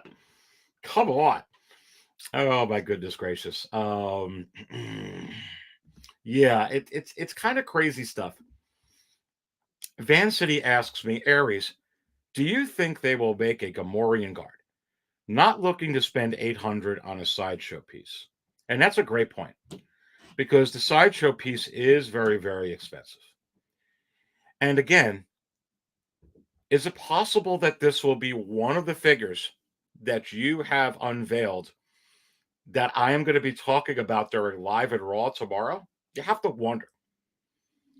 But with 3 pre-orders for Star Wars in 2023 for 1/6 scale, I think it's a strong possibility. Because now it makes sense that you could put the Gamorrean guards to make sense of your Mandalorian collection or your Book of Boba Fett collection. The other thing that makes sense about it is it's not a head sculpt you got to get approved by a particular actress or actor. So that's something you really, really have to consider as well. And a lot of times when you put out off-key characters like this, it makes no sense during the sequel times. Because who's going to buy that? They're not even buying Darkseid Anakin. They're not even buying the Emperor. So you're not going to see a Gamorrean guard. I think that's why you never saw C-3PO. I think that's why you never saw the light of day with Padme. I think that's why you never saw the light of day with Baze. I think that's why that they never gave us the Mace at that time. I think that's why we had to wait so long for that Lando. Let alone COVID, which is another factor to tie in, which was another whammy that came on top of that. There's a number of factors as to why it was the way it was. Now, come on. I mean, you get Venomized Groot from Marvel. You got to remember how hot Marvel was when Star Wars was horrid. You're talking about Infinity War and Endgame, baby. Come on. And then you're talking about Rian Johnson, Last Jedi, Solo, and the Rise of Skywalker times. Not even comparable. Not even comparable. It looked like gone were the days of the 2 billion blockbusters of The Force Awakens. Those times have gone. And we don't even have a movie out right now and it's gone. The Mandalorian is the highest rated television series in the world. And the season finale of the Book of Boba Fett, say what you want about it, which was absolutely incredible, was up 36, not 26, not 16, not 6%, 36% off the finale of The Mandalorian Season 2. Are you kidding me? Now, could we get a Gamorrean guard, which is kind of like, why do I need a Venomized Groot? Well, because it's Marvel, and Marvel's awesome. And how many touchdowns and games we're talking about that they win with Infinity War and Endgame? I don't know. How much are they doing with The Mandalorian and Book of Boba Fett right now? That's what you got to ask yourself. What are we going to learn at Celebration? Star Wars get hot. There's no way in the world they're going to match what Marvel has up on there right now with the pre-order statistics I have, which I'll show in a little bit. I mean, I could put it up here now and just put it on the screen while we're talking. No. But when you look at this, right now you got 106 on pre-order and in stock for Marvel. No, we're not going to get there yet for Star Wars. In the future, yeah. But is it going to be, tit for tat all through 2022 every time that there's a Star Wars release? Announcement, excuse me. There's got to be an equal an equal or greater Marvel announcement. Not anymore, no. Right now, Star Wars is hot. And they got to fill up those pre-orders. Forget about 2023. What about 2024? Come on. So when you compare it to a Venomized Groot, why do you need that? It's like, why do you need a Gamorrean guard? Well, now, because Star Wars is hot, that's why you need a Gamorrean guard. Why do you need a trooper? Why do you need another trooper? Why do you need Gamorrean guards? Yeah, it's possible. People keep watching these. What if the Obi-Wan series is up 36% from the Book of Boba Fett finale? Did you ask yourself that question? I'm asking myself that question right now. What if it is? What if the Mandalorian Season 3 doubles Book of Boba Fett and the Mandalorian Season 2? What happens then? Same amount of hot toys from Rise of Skywalker? Ask yourself that question. No.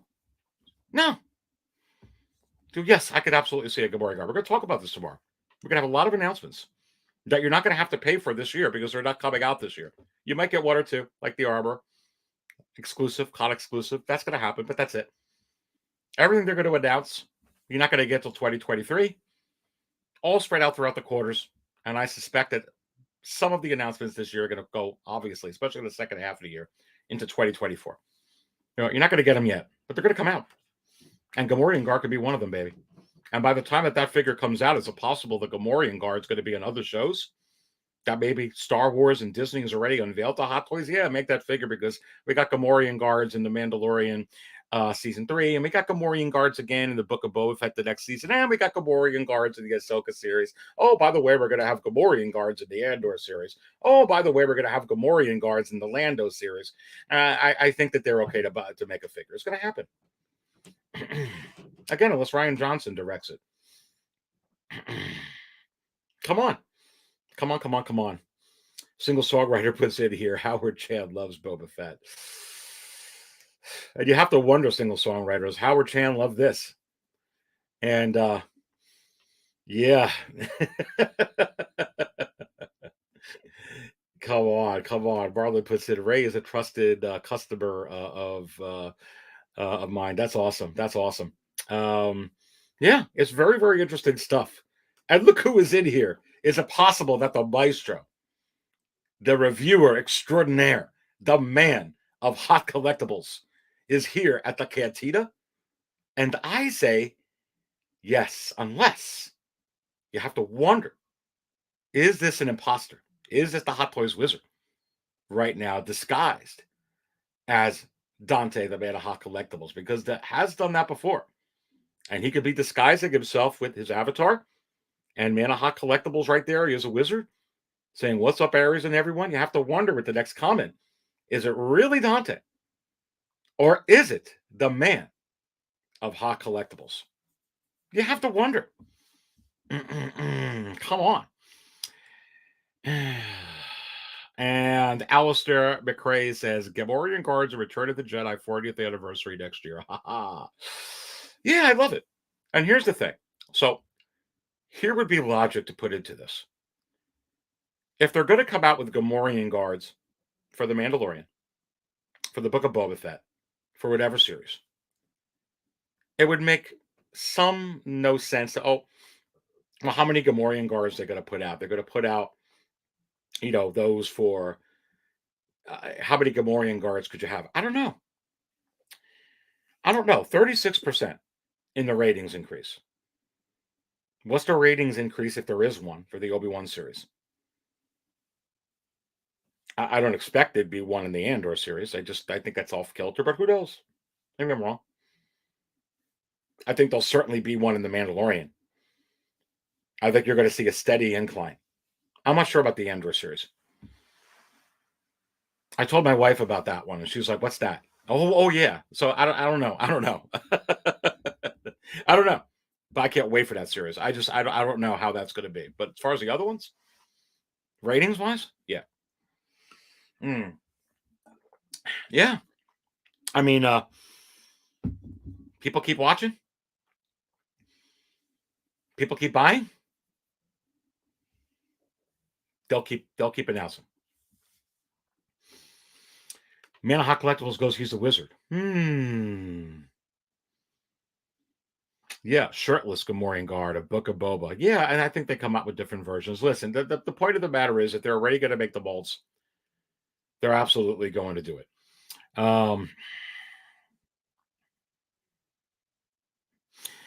So right here, single songwriter puts in Howard Chan interview.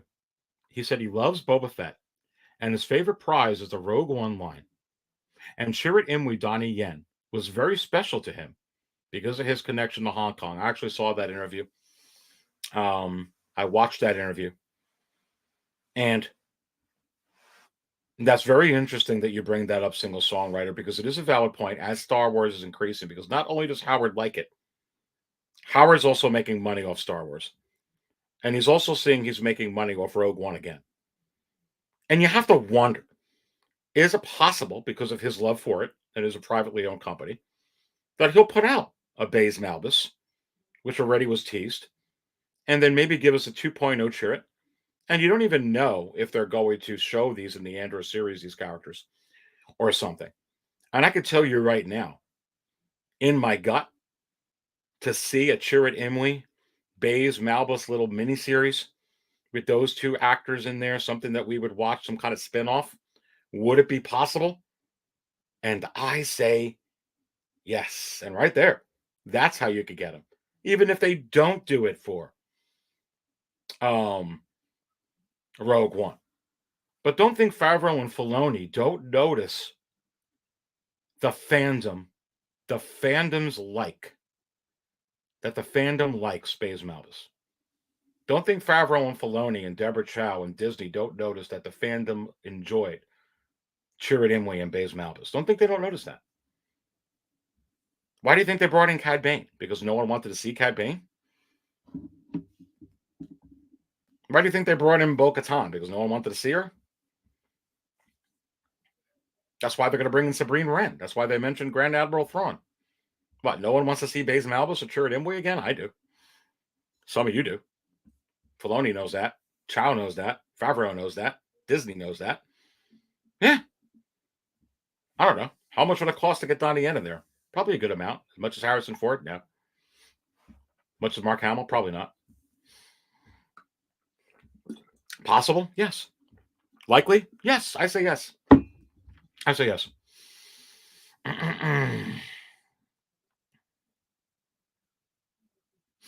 Lane asks me, Lane loves to put me in the spot with these questions. So, Aries, if you were forced, would you sell your Hoth Leia or Rise of Skywalker Rey? Which one would you sell? You were forced to sell one, or entire Hot Toys collection evaporates. Look, and Lane's going to hate my answer. Lane, is it possible that you will hate and despise my answer? Because what did I tell you the last time? One of my favorite characters in history, which is not a Star Wars character, is Captain James T. Kirk. And he says that there always are possibilities. And remember the Kobayashi removed. And he doesn't believe in no-win scenarios.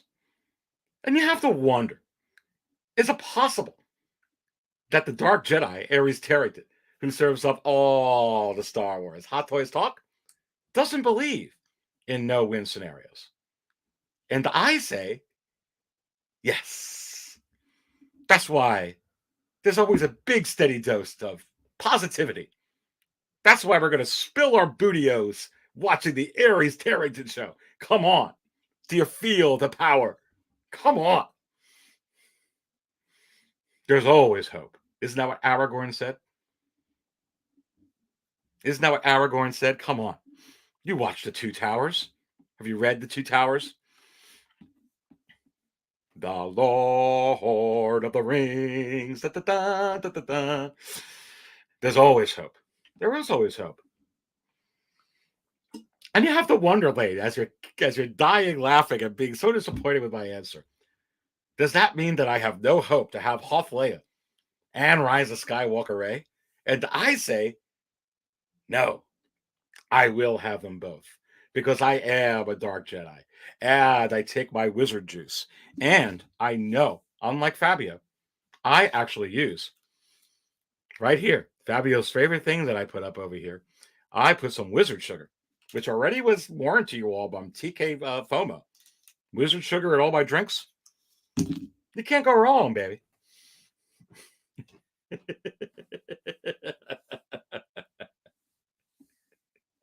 All right. Well, now that I've played with you enough there, Mr. Lane. Oh God, that's such a hard question. Such a hard question. Granted, probably because the Hoth Leia is just as good as the Endor Leia, and just as good as the Bespin Leia, where the Rise of Skywalker Rey, in my opinion, is way better than the other Reys.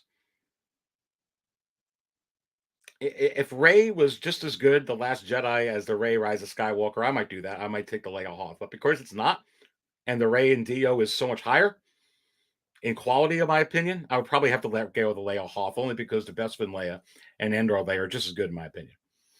So I would deduce it mathematically by level of quality, in my opinion. So there you go. I'm staying away from which character.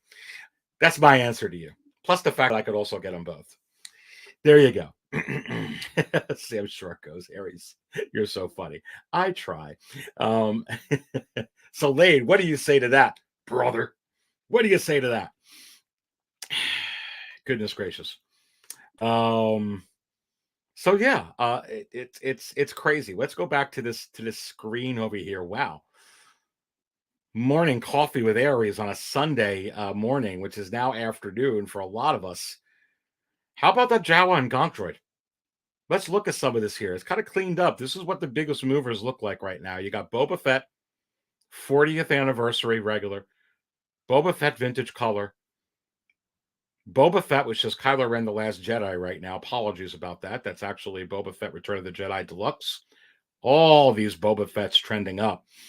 Tells you about Boba Fett, Heavy Infantry Mandalorian trending up. All the Boba Fett's trending up. I'm not showing any data on Return of the Jedi Boba Fett without the Sarlacc pit. But we'll see what happens with that. But all the other ones going really high. Let's look at this Jawa. Let's look at this Jawa right here, which is really, really interesting. And, bringing this Jawa up on one that recently sold, for instance, as I'm tracking this, this one sold just back at the end of January for $285 with 14 bids, not including the $35.15 in shipping and not including taxes, and from a very, very good seller, 170 positive feedback. Wow.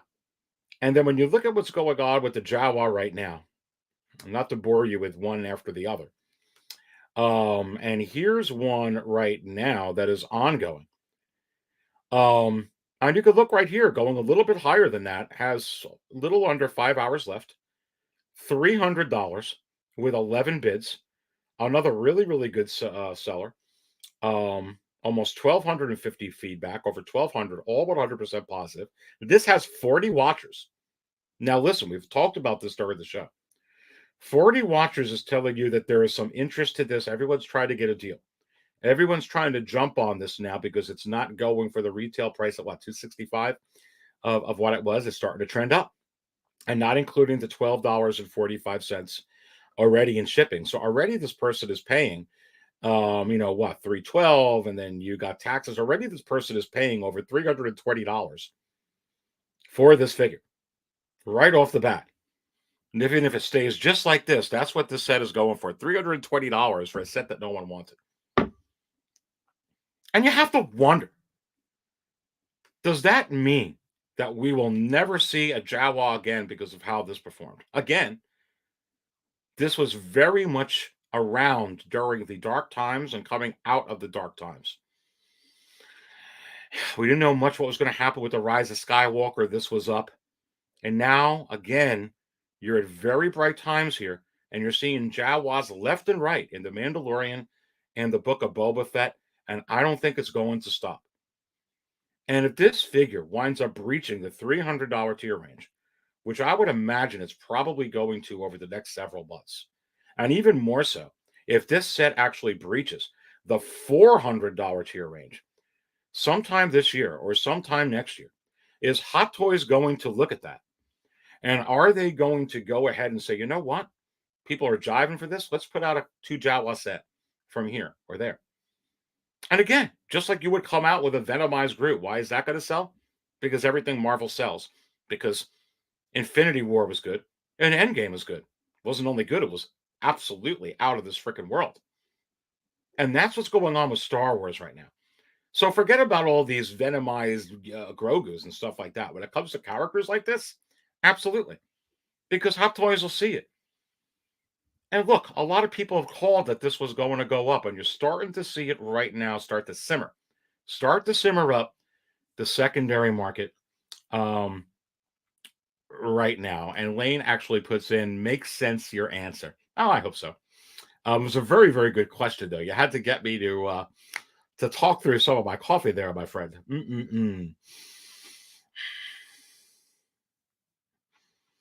Yes. This is an interesting comment. Vintage color Boba Fett helmet would look awesome on the Axel's body. Yeah, I think so, to give them a different look. Yeah, that is. But yeah, so that's very interesting right now. We're going to keep an eye on the Jawa and Gonk droid for sure as we continue to take a look at some of these that are in here. Let's pull this up. Let's pull this up onto the screen. What's going on with Dark Side Anakin's right now? And let's pull that up. So yeah, this is very interesting. This is an ongoing listing. And remember, it rose up. It dipped into the $600 tier range, and then it hit the 700. And now already you got a kind of a new listing here. $720, and already you've gotten 18 that flocked to watching this for a buy it now. And really, really good feedback. Looks like a tremendous seller, almost 100, but not one of those sellers that has hundreds or in the thousands range type of deal. And it's going to sell. Someone's going to make an offer. He's going to take it. And this kind of shows you where this figure is right now. I show it to be steady. Where it's at within the secondary market. Let's actually go to the market value chart again here at 6 scale Cantina. Let's actually see where the dark side Anakin is sitting. And I'm going to sort this out highest to lowest in the current value column. And yeah, it's sitting right. I don't have it trending up or down. It's steady at about $707, and that's pretty much accurate. Like you can see from that auction that I flagged up, 720, make a best offer. Yeah. And like I said, that went back up to where it is. We're going to talk about this a little bit tomorrow.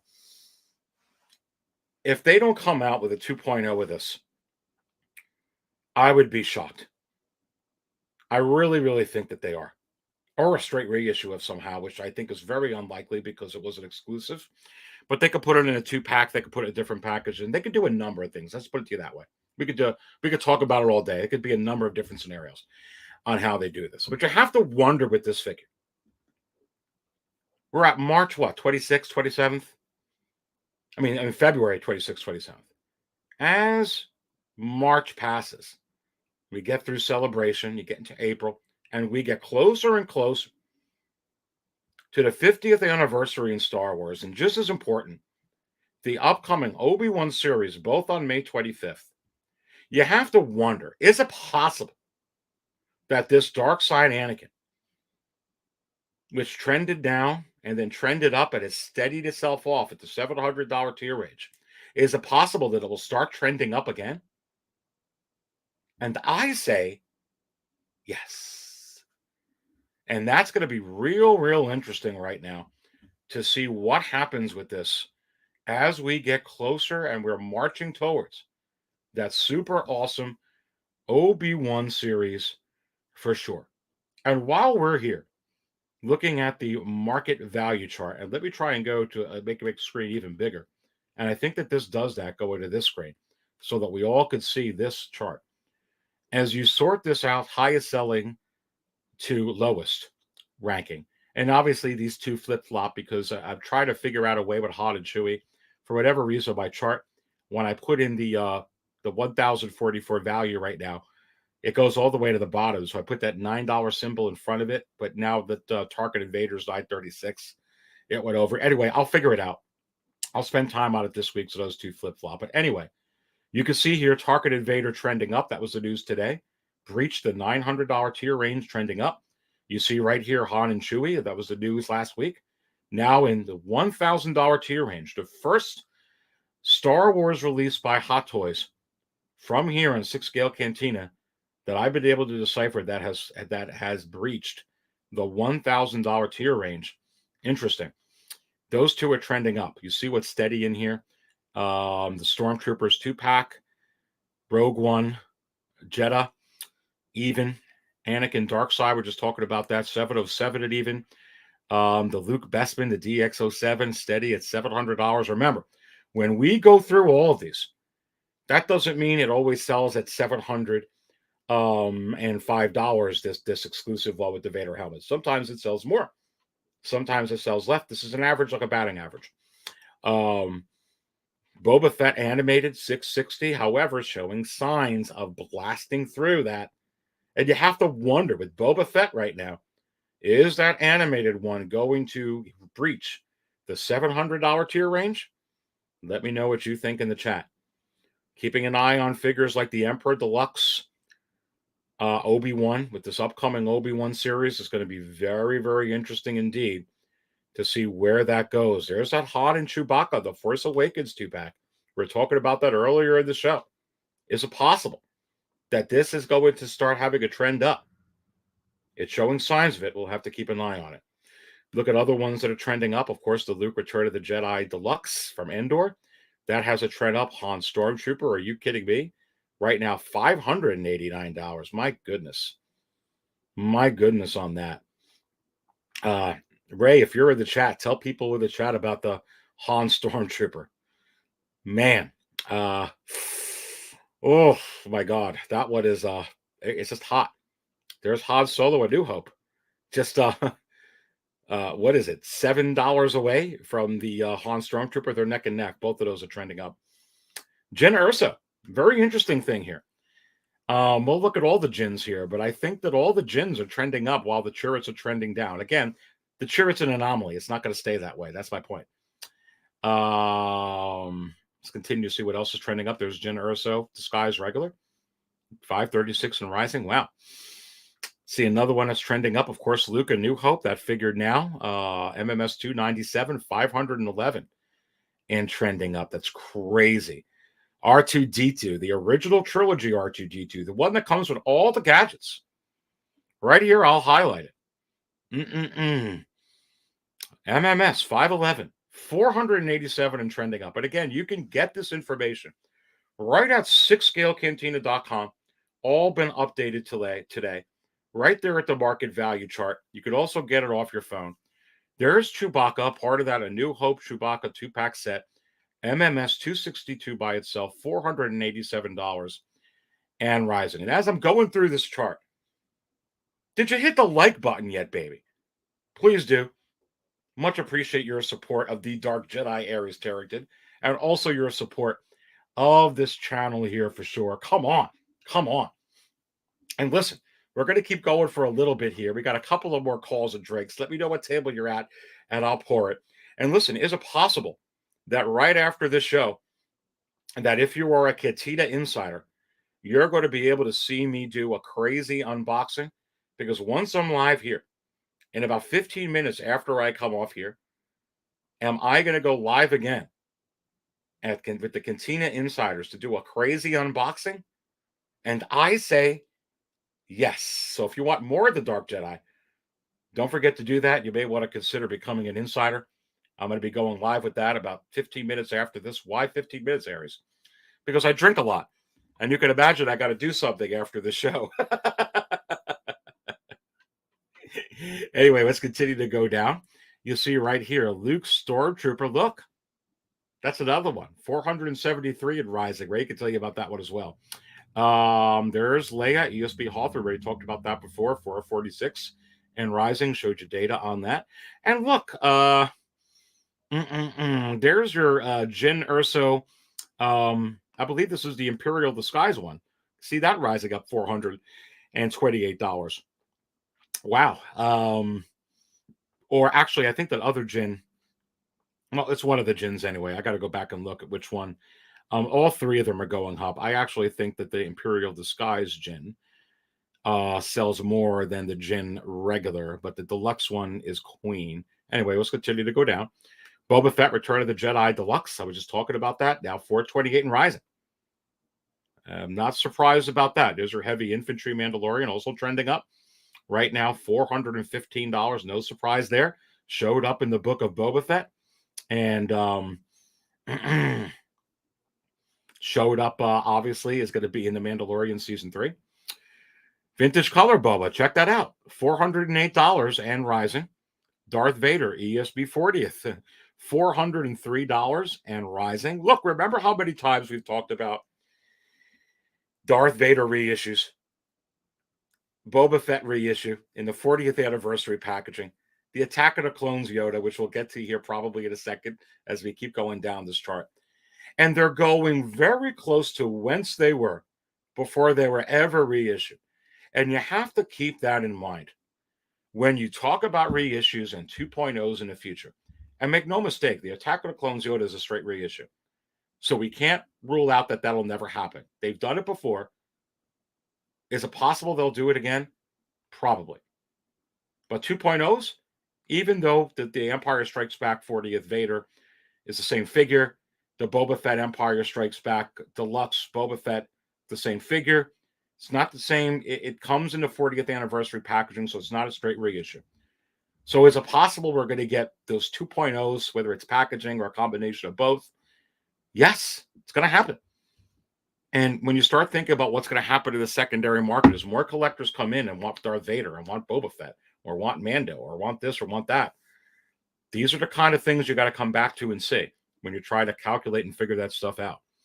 There's your Chirrut Deluxe. Wow. I mean, come on, guys. Come on, girls. MMS 403, 394 and trending down.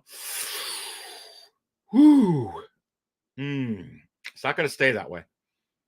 There's Chirrut regular. I just don't have enough data yet on that, but it's still going down. I mean, it's just every Chirrut that goes, 387, trending down. There's your Boba Fett ESB, Deluxe 40th, not the vintage, the other one. Just $18 away from the $400 tier range. And is it possible that this will breach the $400 tier range? And I say we won't have to keep an eye on it. Absolutely it will. There's Rey and Dio. People always ask me, how's Rey and Dio doing? 371 now and trending up. Only $19 away from breaching the $400 tier range before the end of the year. Do you think Rey and Dio will be a $400 tier range figure?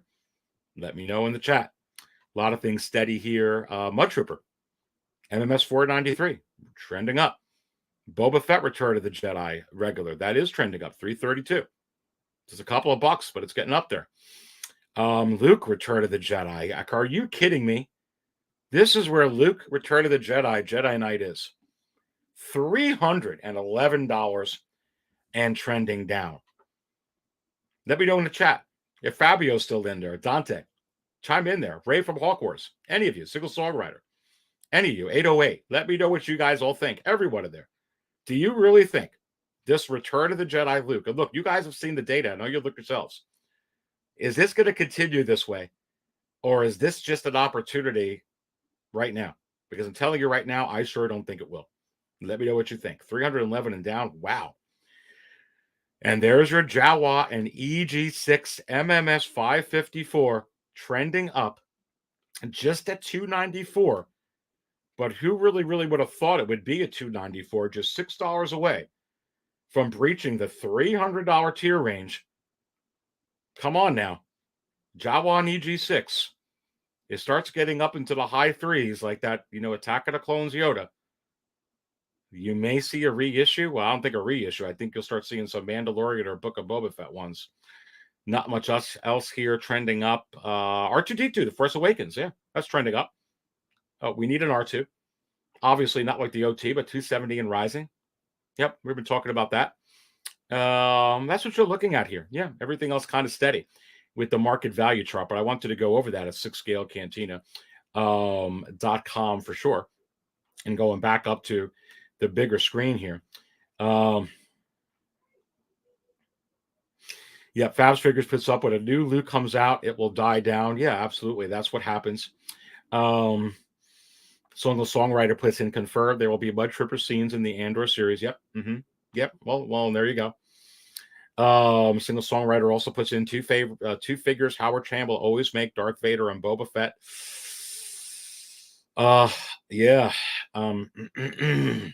Night's Watch says Rogue One Vader is at 390. Yeah, that's what it says. Yeah, I mean Rogue One Vader goes for buku bucks. Rogue One Vader is hot. Night Ren 789. It is. It really is. Interestingly that you brought that up. A lot of people compare the Empire Strikes Back Vader to the Rogue One one. Some people like the Rogue One better. Some people like the ESB one better. Seems like everyone, though, agrees that they're really neck and neck. And that's why you're seeing it close to where the Empire Strikes Back Vader is. So no wonder to me at all. Hawk Wars Toys. She's been hot lately. Hard to find new. You talking about Jin? Yeah. Jin is expensive. Yep. Yeah, it's crazy. Yeah. I'm Commander Cody is hot dark Jedi, says Ray. Sold a few over the past few weeks. Rumors him showing up in the Obi-Wan series. Yeah. I took him off the biggest movers because he kind of leveled off at like 430. Sometimes you get him in the high 300s. Sometimes you get him, sometimes it goes in the high 400s. And but I've been noticing lately that he's been selling a lot in the mid to high 400s. So I'm not surprised that you're actually saying that, Ray, to be honest with you. Again, it's kind of like the Bespin Leia, and the Endor Leia, and the dark side Anakin. They rise, and they don't just always keep rising. They rise and they steady, or they fall a little bit and then they rise again. But if those figures you mentioned, like Cody, kind of rise, stayed, boom, boom. It's kind of like heavy infantry stopped. Kind of was easy at around 360, 370. All of a sudden he shows up in the Mandalorian. Now he's here. And I don't see him going back down because everyone knows he's going to be in the Mandalorian season 3 was in Book of Boba Fett. And that's how it goes. We're going to see some other figures like Rey that just continually has that steady roll in there. And you're going to start seeing that now with Cody going back up again. He's going to breach the $500 tier range, and I think he'll do it before the end of the year. For sure. It's crazy. And Lane pushes up. Have you seen any pricing perhaps on the Suicide Squad Harley Quinn figure from Hot Toys? I know it's outside of your normal Star Wars focus. No, I haven't, but I'll tell you what, for you, Lane, I will take a look. I keep an eye on Marvel and a lot of that stuff as well, including DC. Quarter scale figures, of course, for Star Wars, a lot of that. I'll take a look. I'll take a look out there for you, my friend. What are you seeing? Because you're asking the question. Be interesting to see what you think about that. Continue to go down these things here. What is Dark Side Anakin now? Yeah, just went over that, my friend, on the market value chart right here. And you can see he's at $707 and steady right now within the secondary market. But I think, again, you're going to start seeing him trend up. Eddie Rodriguez now in the house. Come on. Lane says for Harley Quinn, 400 to 500. What I have seen. Yeah, baby. Come on. Yep.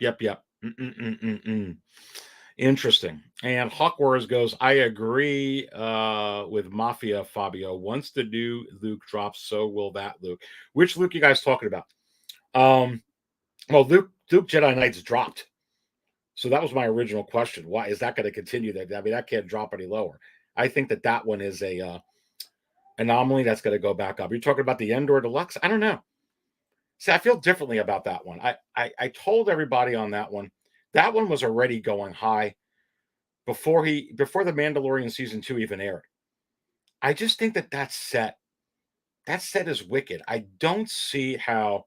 Maybe you guys are talking about something else, but for me, I can't collect, as awesome as that Luke is, that's on pre-order right now, for the Mandalorian season 2 finale, which is an exact replica of that freaking moment, which I can't wait for.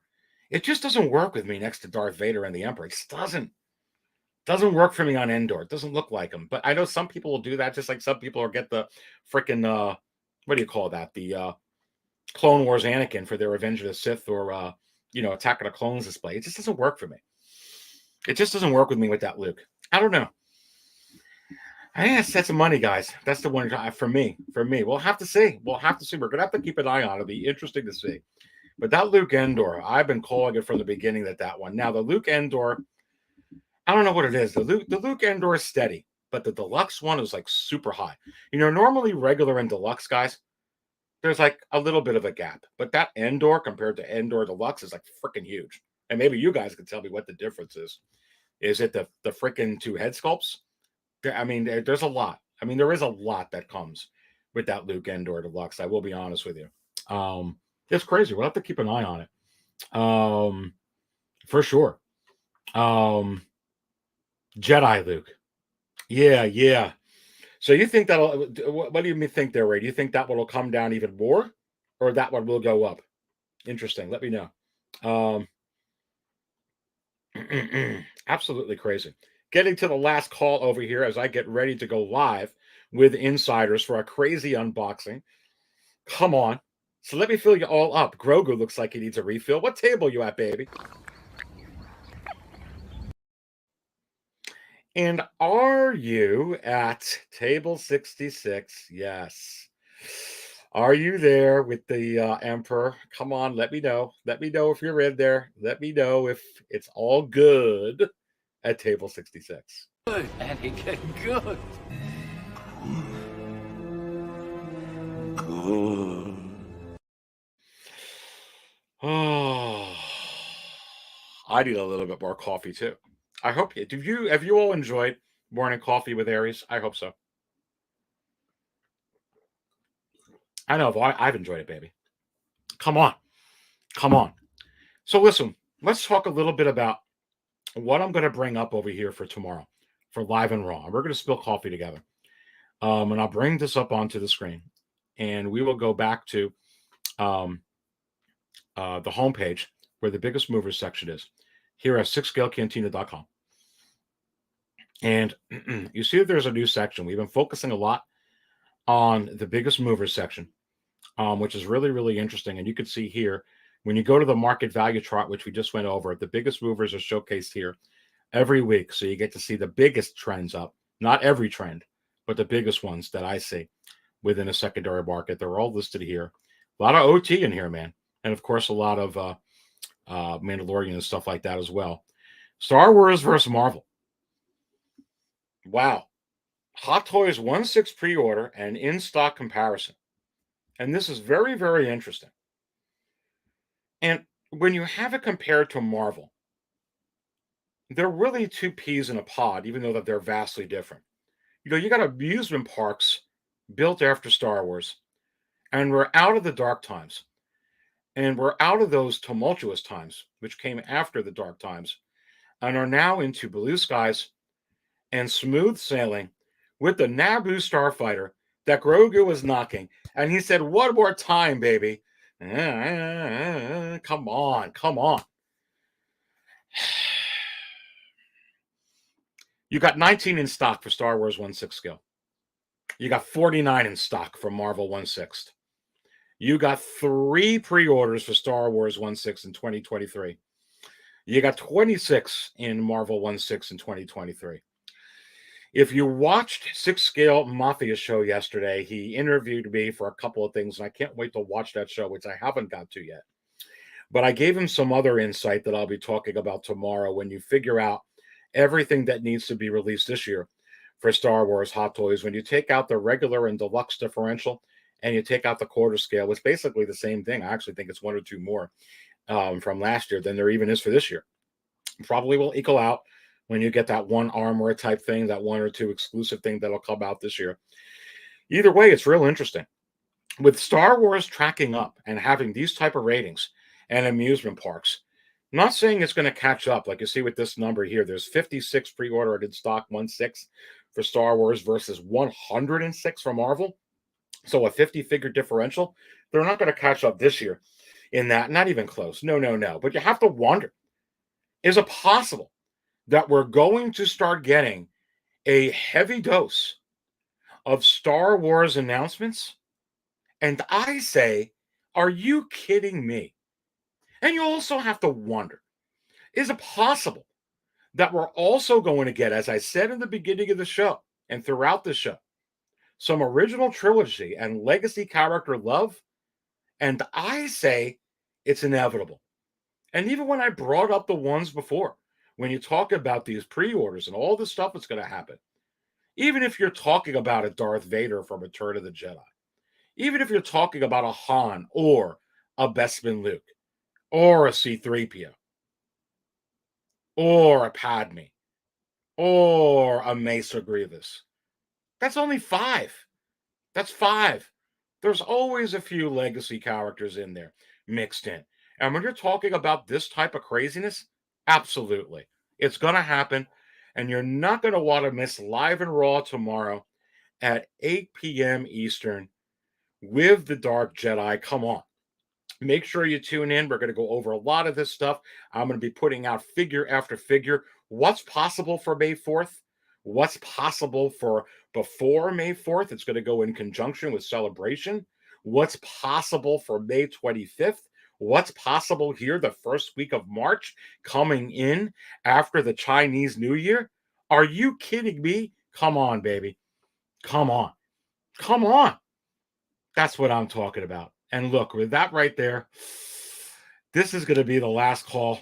And I got to give Grogu another fill.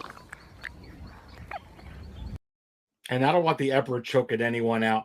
So here you go. A table 66. Good, Andy, get good.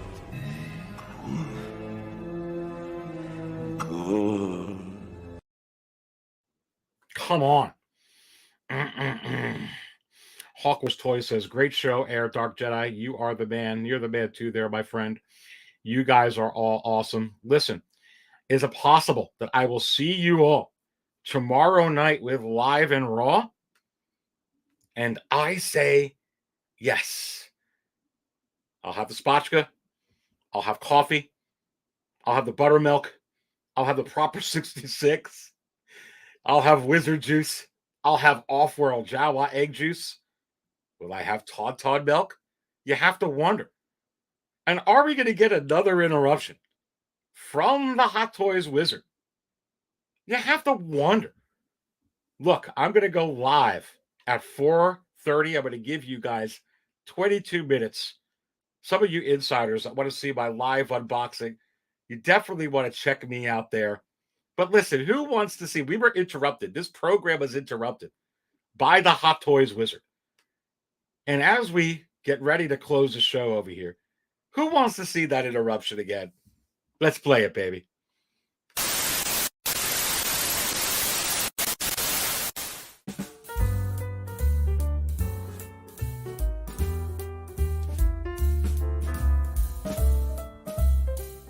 So you have to wonder, is this another emergency interruption?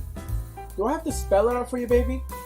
Back again in the likeness of Fabio from Fab's Figures, and I better make this quick, because I'm telling you right now, he's having some intestinal stomach issues. Sounds like the final battle of Endgame in here. But listen up, baby. Didn't I tell Aries about Jimmy Smits and Bail Organa? And I say, yes. And did I also give him more information? It's all in the cigar, baby. Can you smell it? I never lost it. For Fab's Figures, this is the Toy Wizard again, and you're watching 6 Kill Cantina.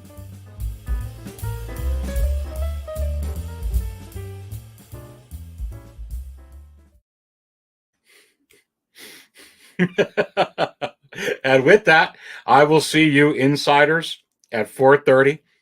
I've got to go get more coffee, take care of some other business, and we'll do some crazy stuff. I'll have a crazy unboxing for you and for everybody else as well. And for everyone, I will be live and raw tomorrow at 8 p.m. Eastern. Make sure you guys all subscribe to Fabio from Fab's Figures. He needs the love. The Wizard took him over again. And remember, I don't always buy coffee out. But when I do, I buy from 6 Scale Cantina. Stay thirsty, my friends.